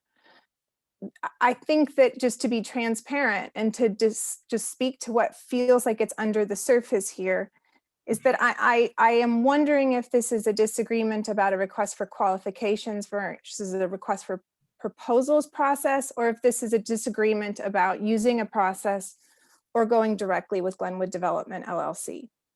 And I state that because we're just not overtly talking about it, but it is coming up repeatedly in pattern. And if we're truly just talking about an RFQ versus an RFP process, an RFP will take longer to draft, and it will take longer for qualified developers to prepare for and bid on, and it will take them more money as well. So those are just sort of facts about those processes that we want to put out here. Courtney, I really appreciate you framing it that way, because I've been hearing that tension as well and have had a similar confusion about what is the nature of the disagreement? Because I hear people saying they want to move quickly, and I also hear people saying they want to move toward an RFP, and those are moving in opposition to each other. So I want to make sure that I understand the nature of the disagreement here. Board Member Van Gordon, I saw your hand. Now I have to find the mute button here. Could we, in an RFQ, and this is when I listen to where the financing is, and I had the opportunity to meet with actually both the developer groups, just to say thank you for investing in Springfield and spending your time here. One of the concerns that they brought up was sort of timing from a financing instrument perspective. And that is one of the things that where this RFQ conversation sort of stemmed from. Now, I don't know that what I hear is when I really listen to the problem, I listen to I'm hearing not necessarily it's a Q versus a P. I hear of sort of how fast can you move to get the permits, to get everything built so that you can make the financing work correctly. In an RFQ, would it be possible to ask open-ended questions such as, hey, what other help do you need from the city to be successful here? And I'm sure it would be framed differently, but I want to kind of pull on those pieces that say, can we get at it from a different way? Do we need to speed up building permits? Do we need to do something different from a planning perspective? That kind of thing. Mm-hmm. Yeah, Abe. So if I can respond to that. React. Yeah. Mm-hmm. When you're, and it is a really very good question. It is not at all unusual in an RFQ to ask questions such as, given what you know now, what other kinds of resources from the public sector or publicly enabled might you need for the kind of project that you might be envisioning? So that's one. Second, it's also not unusual to ask proposing developers, how have you engaged communities previously to make sure that they feel comfortable with the kind of development you're proposing? And then what is your preliminary sense of how you would engage the Springfield community? Again, the savvy developers will have done their homework and have thought about those issues, particularly if you are stating them in the RFQ. Okay, I've got some more general questions, but I'm going to save those. But I want to actually point out that, hey, if we need to call a vote on whether or not we just proceed with Glenwood, I'm comfortable doing that if that helps us sort of push this, see where everybody's at and get behind this. I wouldn't vote for it right now, specifically because they are like I've had 4 people call at some point and say we should just have this property. We're the only person that can do it. Just give it to us whole hog. We've got the money lined up and nobody else can do it.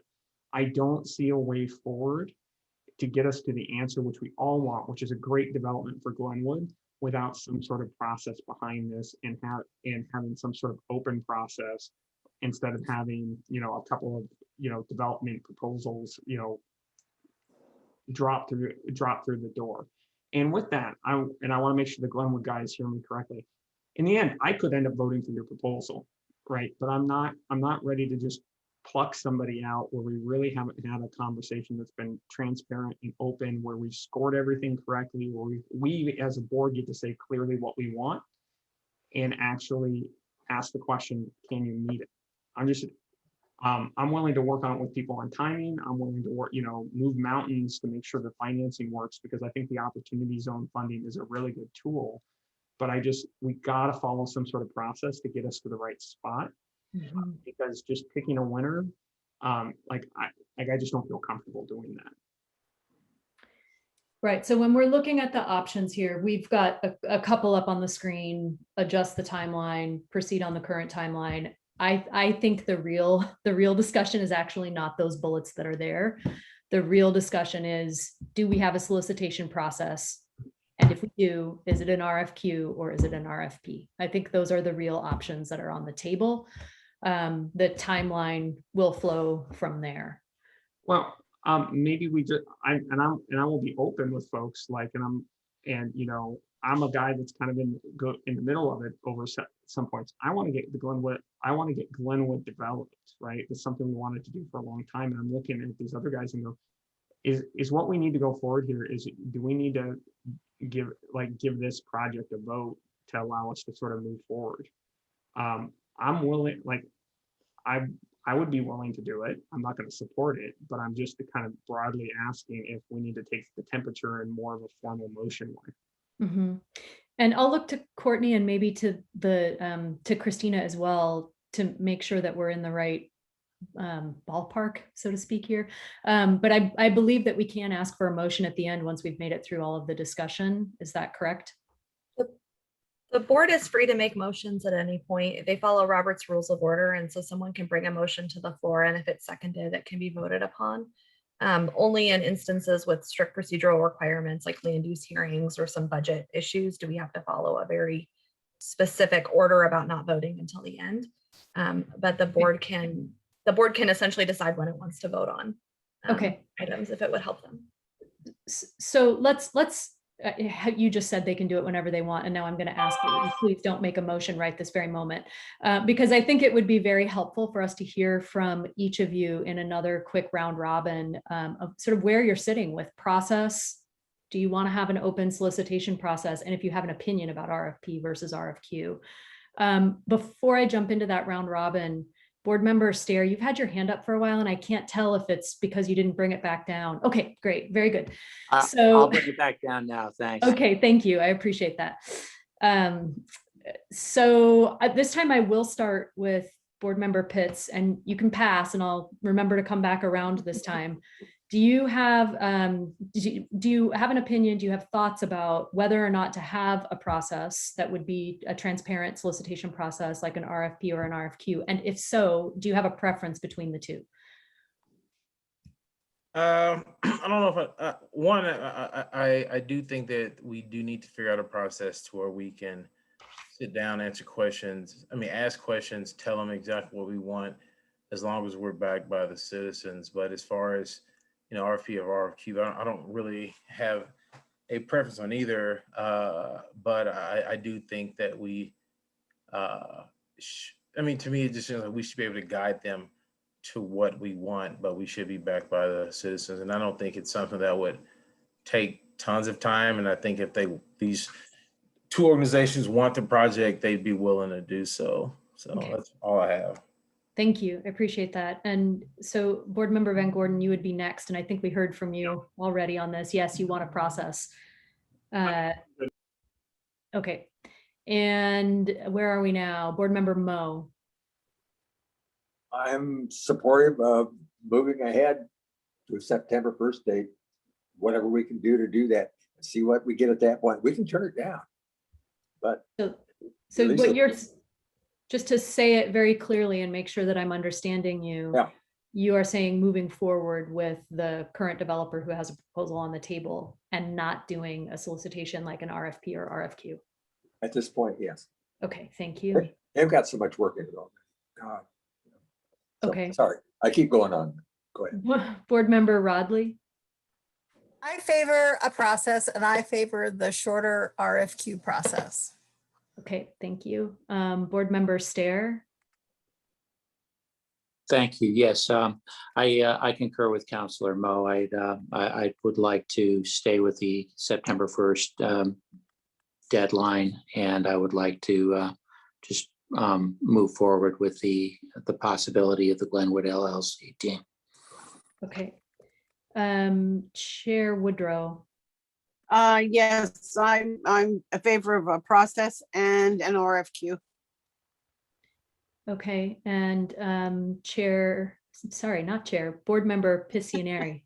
Why is that so hard for me? Piscianeri. Oh my goodness. I don't know if I want to. Piscianeri, got it. I'm not even sure I want to talk to you. I know, that's really fair. That's really fair. We got to have a process. I mean, as far as I want to be able to look back and say, okay, we vetted this. So RFQ makes sense to me. Okay. I would love to have it on the table by September 1, but that's not going to be possible in my mind.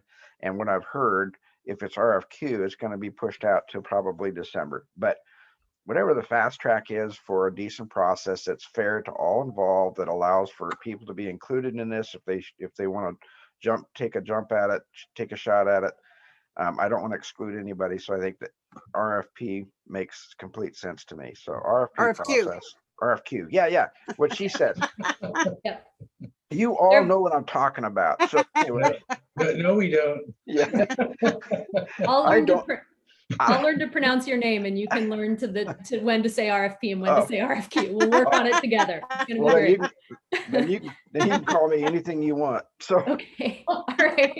Board member Bernie, any comments on this? Yeah, I know for a fact you can't call Counselor Pishner anything you want. I've tried that before. It doesn't work. Okay, all right. Thanks for the advice. No problem. I'm here to help. First off, I want to say that I think discussion and debate is healthy. I don't think that's an issue. I think the issue is when we make a decision, we all get behind the decision and we're public facing as one. So I just want to make that comment. Secondly, I think the tension you feel is because there really has been a history here of false starts. And there's been a huge desire to develop this part of Springfield.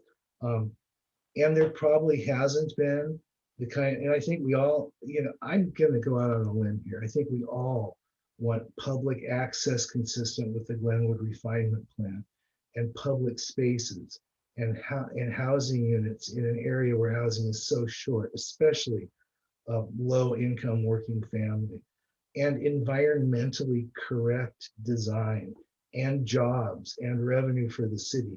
That to me, I honestly think we're one there. The question is, how do we get there? So when you pose, Lorelei, RFP or RFQ timeframe, you know what I mean? There's so many things woven in there. I am for initially, I would love to see one of the proposals that has already invested tons of money and time, at least have the opportunity to have in-depth one-on-ones with this full group, because we've never had that opportunity. Number one, never. Number, there have been, assessments, there's been research done, but there's really never been a give and take. And Mr. Joe, I remember you and me saying we'd like to sit across the room and see people's body language and really get into it with them and know who we're dealing with. And we never have had that opportunity. So whether it's whatever gets the other tension, Lorelei, is something I think I might feel more than most because I've worked in spaces like this before. And that is, unless you have financing, you don't have a project. And what I'm aware of is that that's a real consideration, because otherwise Springfield would not attract this kind of investment north of 300 million, 500 or 600 housing units, et cetera. So I am all for whatever process can identify a developer to work with by September 1st. Okay. Whatever that means. Okay. I think the reality is that it would be difficult to pull off a solicitation with a selection on that timeline. So what you're talking about is moving forward with the developer that you're talking to now. Well, that's your phrasing of it. I mean, think about it. In November, we've gone 6, 7, 8 months. This has taken a long time just to have this discussion. So whatever that means, I'm sorry, I'll let you go. I'm done. Okay. All right. This has been a really helpful discussion. I feel like it's helped to crystallize some of the issues, and we are going to need, I think, to have a motion as we move through the rest of this meeting. Let's keep talking through a few of the other pieces, though, so that we can maybe try to do it all at the end. The remainder of the issues that we want to talk through are more procedural and are more related to the content of a solicitation. So those of you who are wanting to just move forward and not have a solicitation, you have been heard, but we need to dig into the details of this a little bit. We need to talk a little bit about the roles, responsibilities, and the requirements for all of the various parties who are involved. And I want to start with the board. We've been talking about this a lot. already throughout this meeting, and I don't feel like we need to keep hitting on it. But once a process is selected, regardless of what that process is, even if it is to work with a selected or with the developer who has already brought forward a proposal, there needs to be complete commitment to it and as much transparency as is possible. And this next bullet around community opportunity, Ambassador, I think gets a little bit to some of the public comments that we heard, that part of the role of the board when moving through a solicitation process or any sort of process with the developer is to have positive attitude about the possibility of the development outcome, positive attitude about the community and its potential future, the vision for the future of its development. These pieces are helpful for maintaining forward momentum and for being in a good position with a negotiation. But probably last but not least, and probably most importantly, the role of the board is to make the final selection and identify the final developer. So I want to pause and give legal counsel a moment to react to this and add to it, because there are some legal issues that can come up if we fail to have the kind of transparency and commitment that we're talking about. Thanks, Lorelei. So it's important that as the board, if the board votes to move forward with an RFQ tonight, that's important that from here on out, as staff is preparing that RFQ, and then once the RFQ is out, it becomes even more important that board members do not engage directly with interested parties who may be proposing their qualifications in response. And there are a myriad of reasons for this. One is that the RFQ follows a public contracting code process to keep the board's options open in terms of what you may want to do with property later. That RFQ would be conducted to meet public contracting requirements in terms of openness and fairness. And that's also important from the public transparency aspect in the process. If individuals are having meetings with members associated with proposers or their companies, then it undermines the public procurement side of that process, as well as the public's perception of transparency in the process, which is important. It also can create some potentially reliance on the SEDA board taking a direction that the SEDA board hasn't officially acted on, and that can create some monetary liability for a public agency.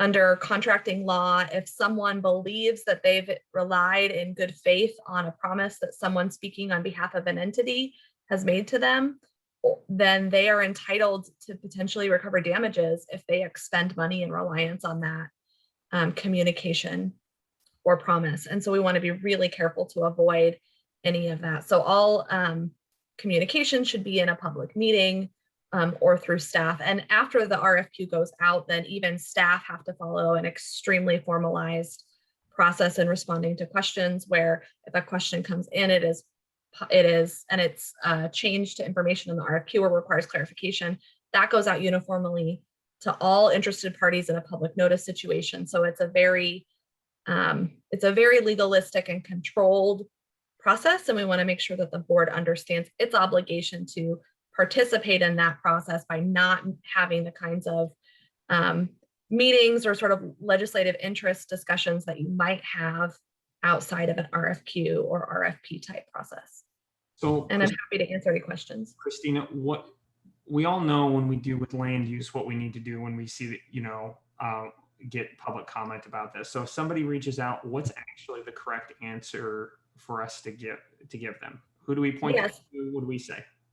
So that's a great question. I plan to follow up after the board provides its direction with that specific information. We have template responses that you can provide, which is essentially to direct them to staff or to the website with information, and just tell them that you can't respond or discuss it with them. And I can provide that clear, even template email language that board members could provide, or something that could be read in a phone call. Is that interested parties only, or is that interested parties plus sort of the public who has kind of a casual interest in this? That's a great question. Because you don't know someone's potential affiliation with an interested party, or who may be talking to who, my advice would be a blanket, don't discuss it at all while the RFQ is underway. I almost said RFP, board member Piscineri, so you're not the only one. While the RFQ is underway, my recommendation is treat it like it's a land use process that's quasi-judicial, where you don't discuss it with outside parties.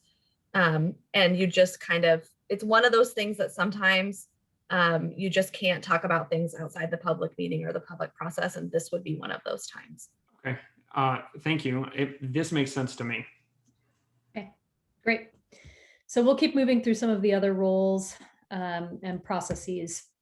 The developer role, pretty straightforward, adhere to the submittal requirements, understand and honor the intent of the process, which I think they should be getting good insight into around creating a community where people want to be, good access to the water, all of those kinds of things would fall into honoring the intent of the process, and then to respect that process and the expectations and decisions that have been made.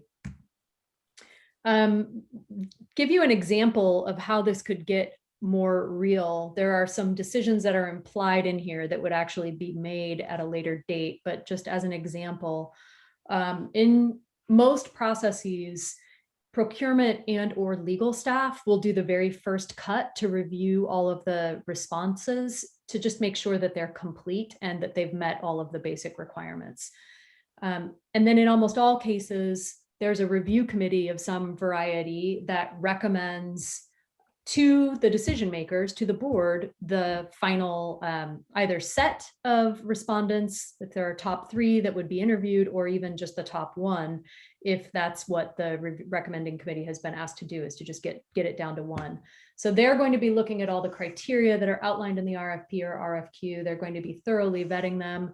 And they may make recommendations. They may even go through an interview process and just recommend 1.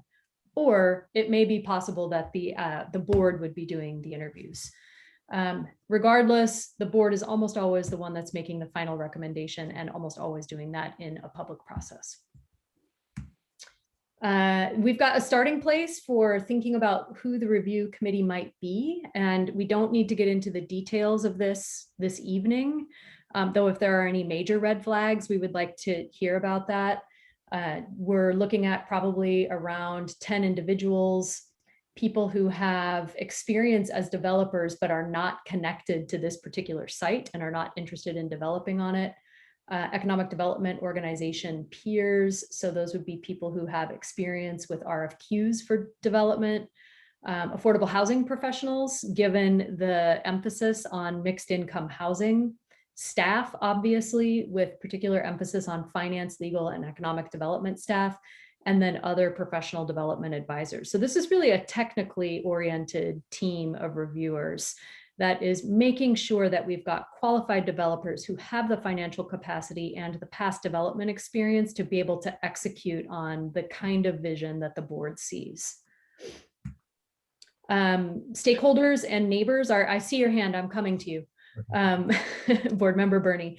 Stakeholders and neighbors are typically involved in these processes, and there's a couple of different ways that that can happen. I think Abe already alluded to the first and most common, which is that there's a criterion built into the RFQ or RFP that asks for developers to talk about how they would anticipate engaging with community members through the process of doing the development, and then also asks them to show evidence of having done community engagement successfully in the past.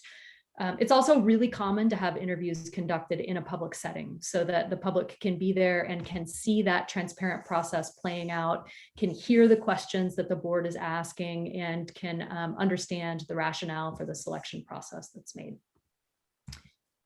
So I'm going to pause now, and I see your hand, board member Bernie, so we'll come to you first, but I'd like to just give a minute for anyone to ask any clarifying questions about the way a typical process works.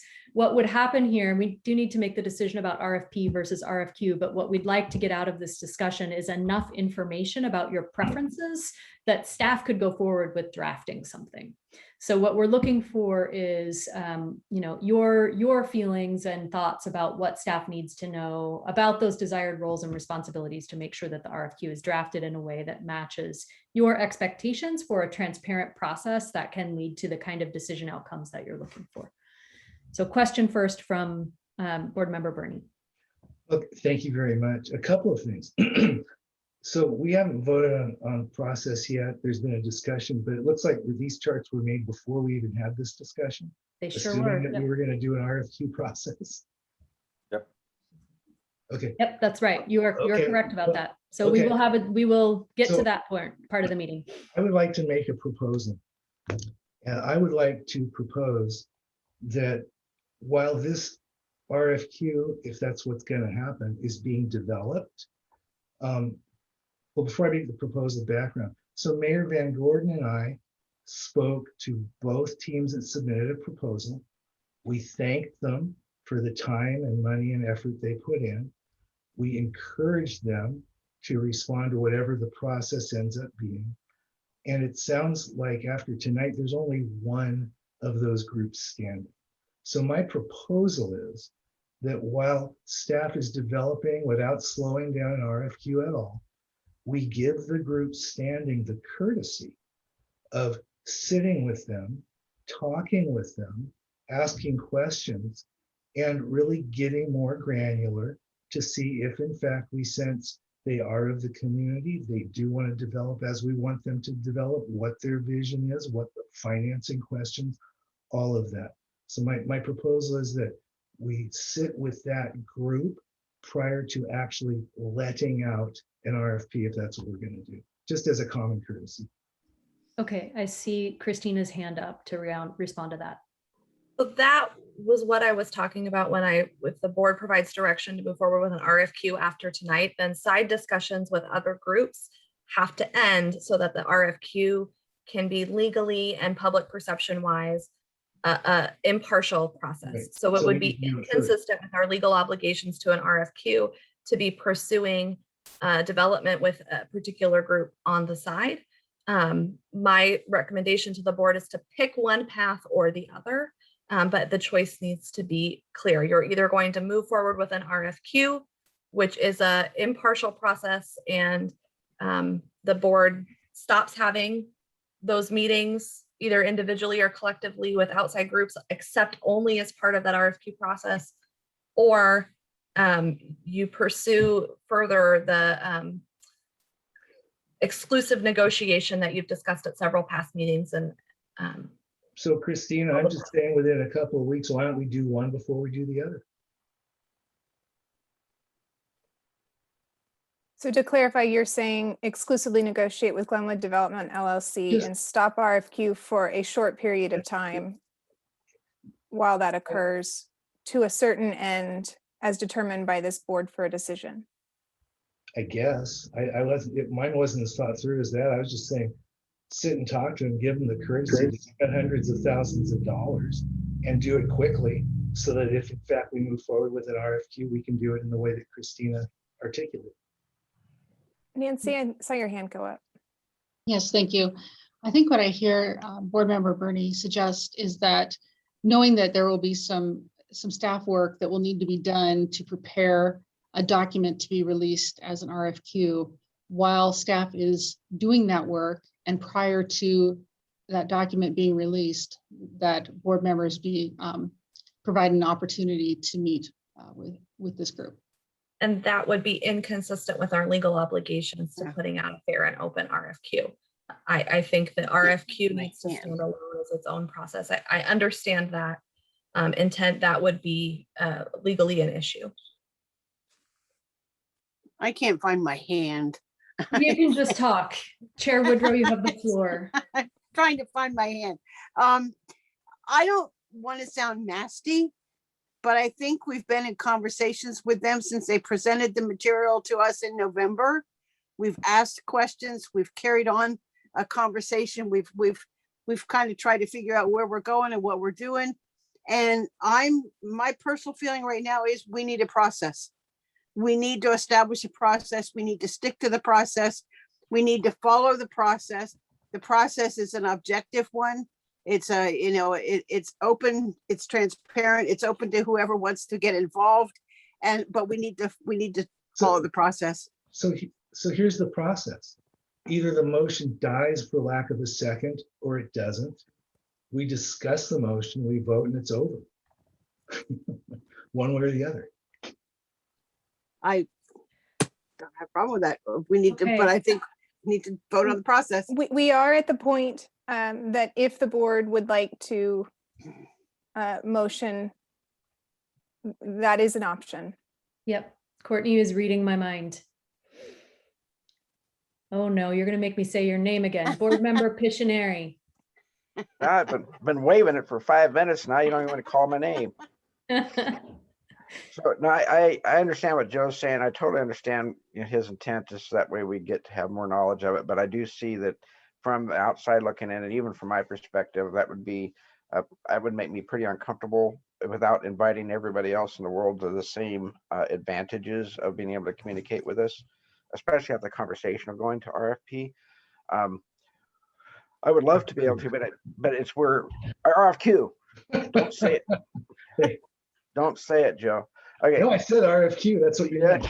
So, but you know, but I totally get where Commissioner Bernie's coming from, and I think it'd be cool, but I don't think we could do it with a clean conscience without inviting anybody else that wants to be there as well. But in order to do that, you have to go through an RFQ anyway. So, Joe, was that a motion or was that not a motion? It was a motion, but it can die for a lack of second. All right, so we officially then have, I guess, then a motion on the floor. Marilee, you'll have to call for a second if there's one out there. I'd like to hear the motion again because I lost that it was a motion. Yeah, I kind of did too, because I'm not sure exactly what he said other than meeting them beforehand. So yeah. I don't know if I can do this again. Courtney, you said it better than I did. Yeah, I can try and articulate. And one thing I want to note, if you look at the timelines, we do have intentionally built in there sort of pre-release marketing and engagement. So it's not to say that we would not engage with Glenwood Development LLC or other developers who are interested. We would actually intentionally and in a sort of equitable, open way do that pre-development work. But I think what I heard sorry, Christina, you were. That is at the staff level in an equal way with the same information to each. It is not a board member process that Courtney is describing. Correct.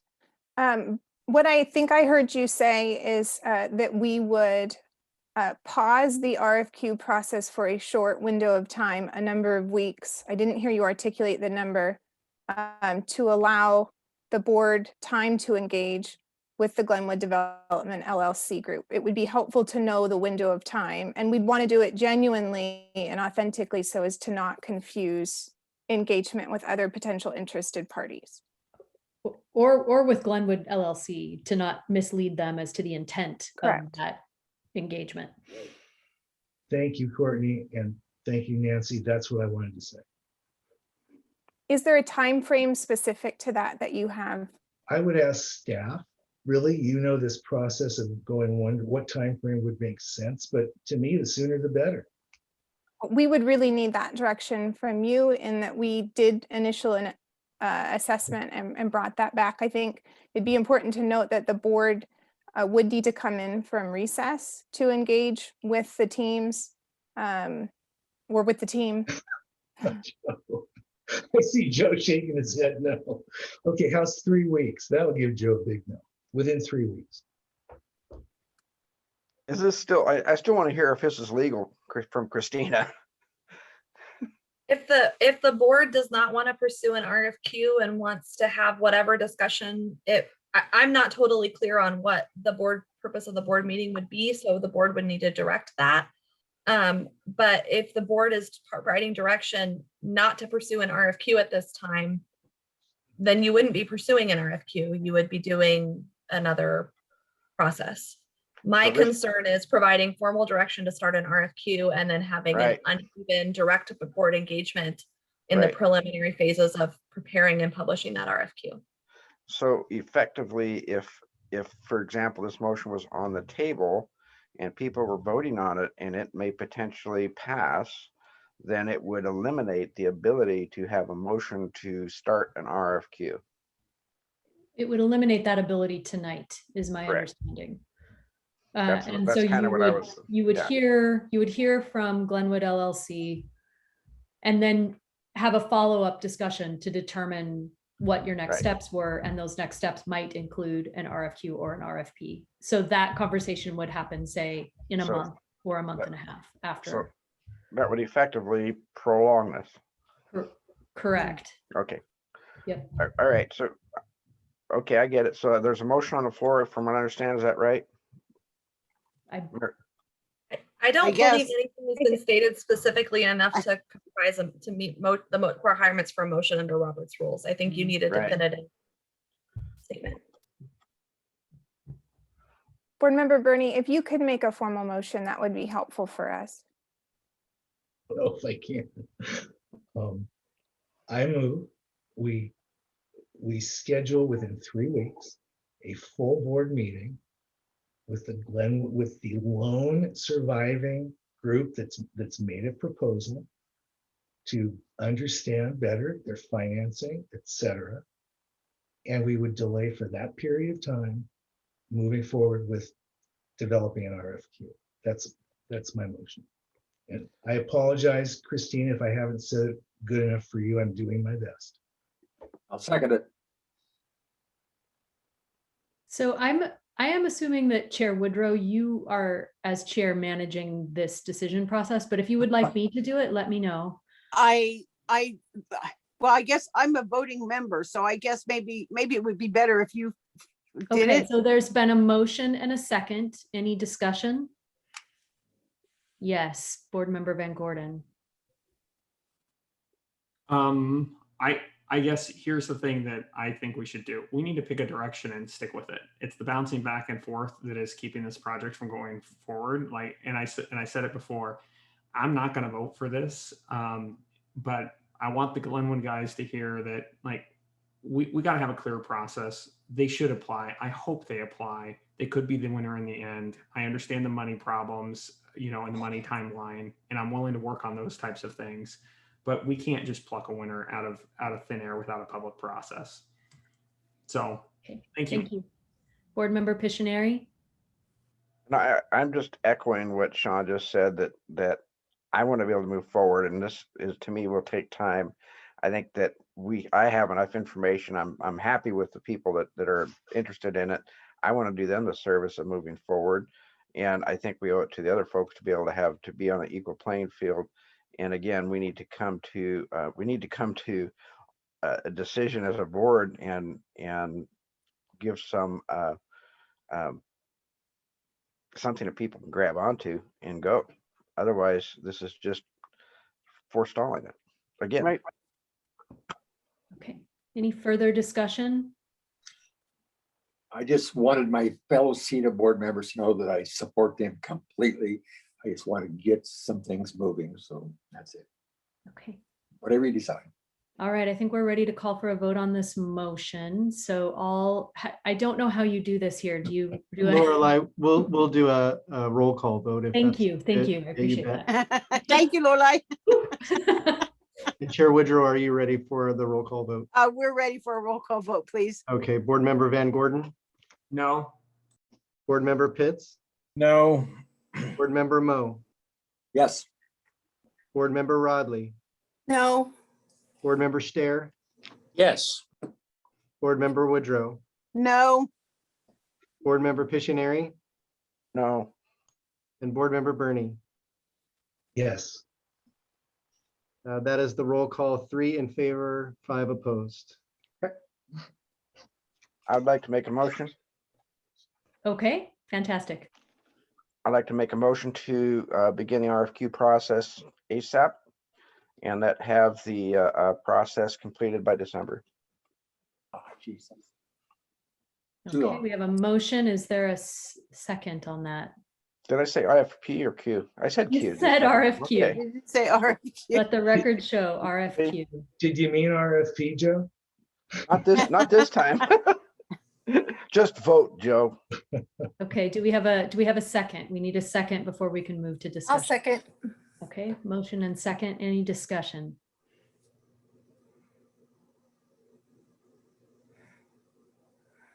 No discussion? We're ready to move to a vote? No, there is some discussion. Board Member Bernie? Yes, I would ask the SEDA staff this first. Is there any way to make that date sooner than December 1st? Would not recommend it. And a lot of that has to do with giving, if we truly want to do a call for interest, giving other developers time to submit. Board Member Pictionary. Let me, Joe, I think maybe this may be helpful, and maybe reword the motion just a little bit, is we'll start the RFQ as soon as possible and have it, have a determination no later than December. How's that? So we can allow for it earlier? I'll take whatever I can get because I'm not getting much. So thank you very much, Joe. I'll throw you some bread, buddy. I'll take it. You know I love you. Go ahead. Okay, so I believe we have an amended motion now. Right. And I will take any correction to my Robert's Rules of Orders. So I Lorelei, think, do we I have- need a second to the amended motion? How closely do you want to stick to Robert's rules? Because Robert's rules would say that you need a second to the amendment, then you first vote on the amendment to the motion, and then following that, you vote on whether to adopt the amended motion. Do we have to stick that close, or can we just go with what we've got? If everyone consents to amending the motion and there's no disputes, then you can proceed forward with discussing the amended motion. But if anyone objects, then you have to follow the process. Okay. I hear no objection, so I think we're going in the time machine back and pretending that the motion was. Can you say it again? Chair Woodrow, I wouldn't mind stating the motion that I heard from Go Board ahead. Member Pictionary to begin the RFQ process as soon as possible with a determination no later than December 2021. Right. Okay. And Board Member Rodley seconded. We have a second. Would you like a roll call vote? Yes, please. Board Member Van Gordon, Yes. Board Member Pitts, Aye. Board Member Moe, No. Board Member Hotley, Yes. Board Member Stair, No. Chair Woodrow, Yes. Board Member Pictionary, Aye. and Board Member Bernie. No. We have 5 in favor and 3 opposed. The motion passes. Okay. Courtney or Lorelei, where do we go from here? Courtney, I'll look at you on this one. Yeah, so I think one other element that would be helpful for direction is there is a request still on the table to negotiate with the adjacent property owners as it relates to access.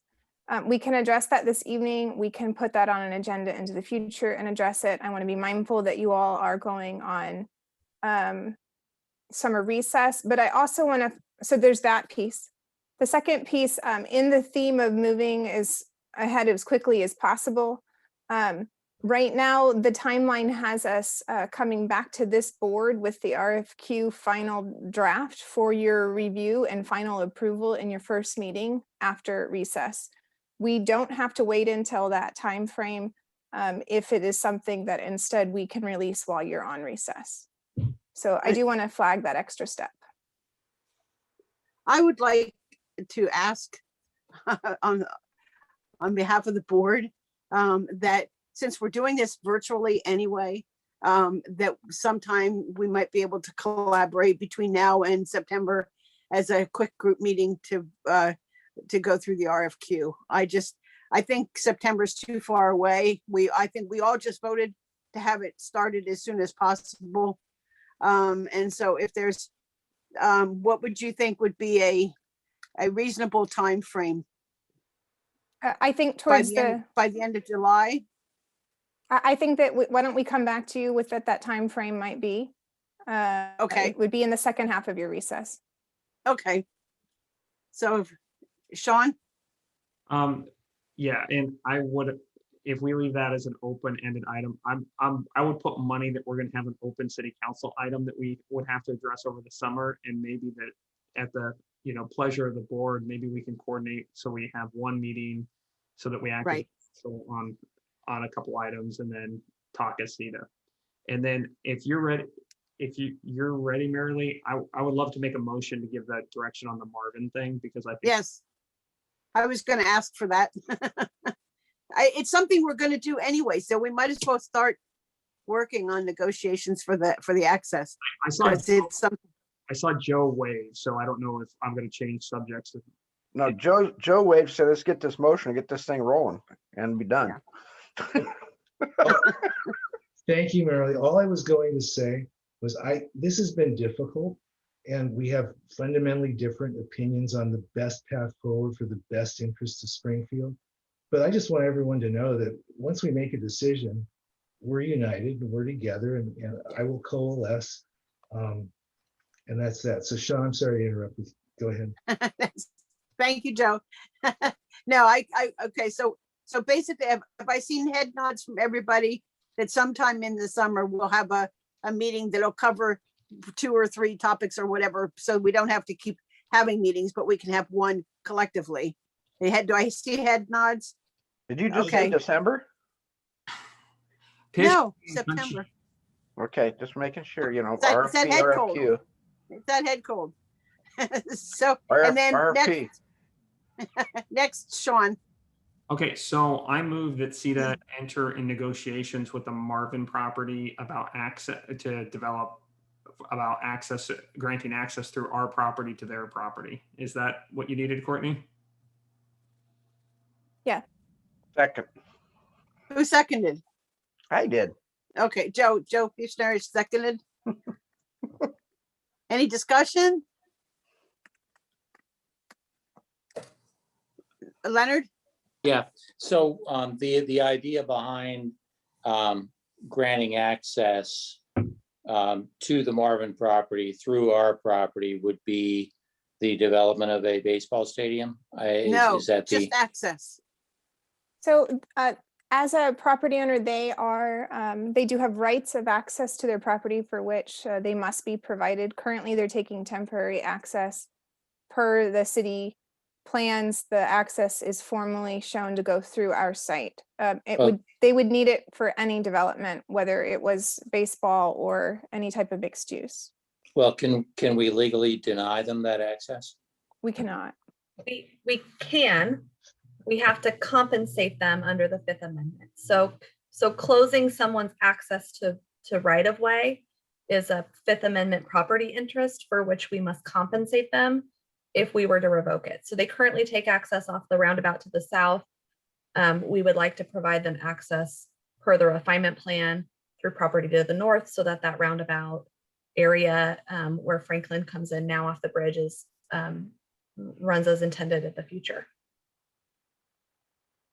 But it could be entirely revoked if the city compensated.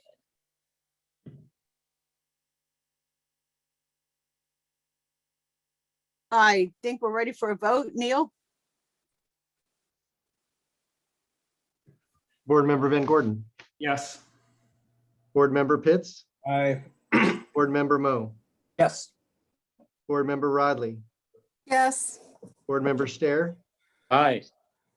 Board Chair Woodrow. Yes. Board Member Pictionary. Aye.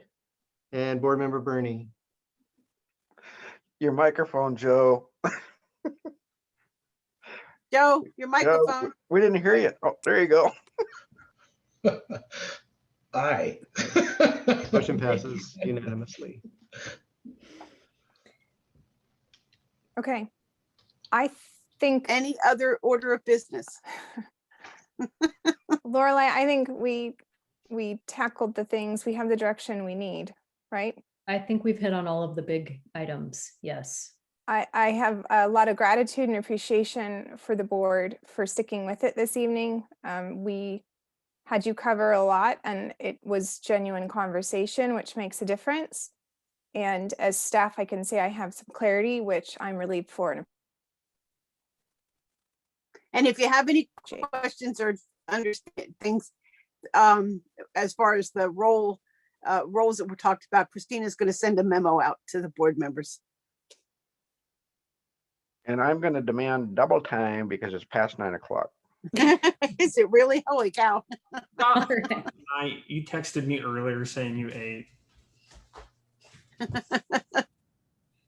Thank you. I will put my thank you in there too. It was a long meeting and thank you for everybody for sticking with it and getting it done. I really appreciate it. All right. Good night. Good night. Thank you, everybody.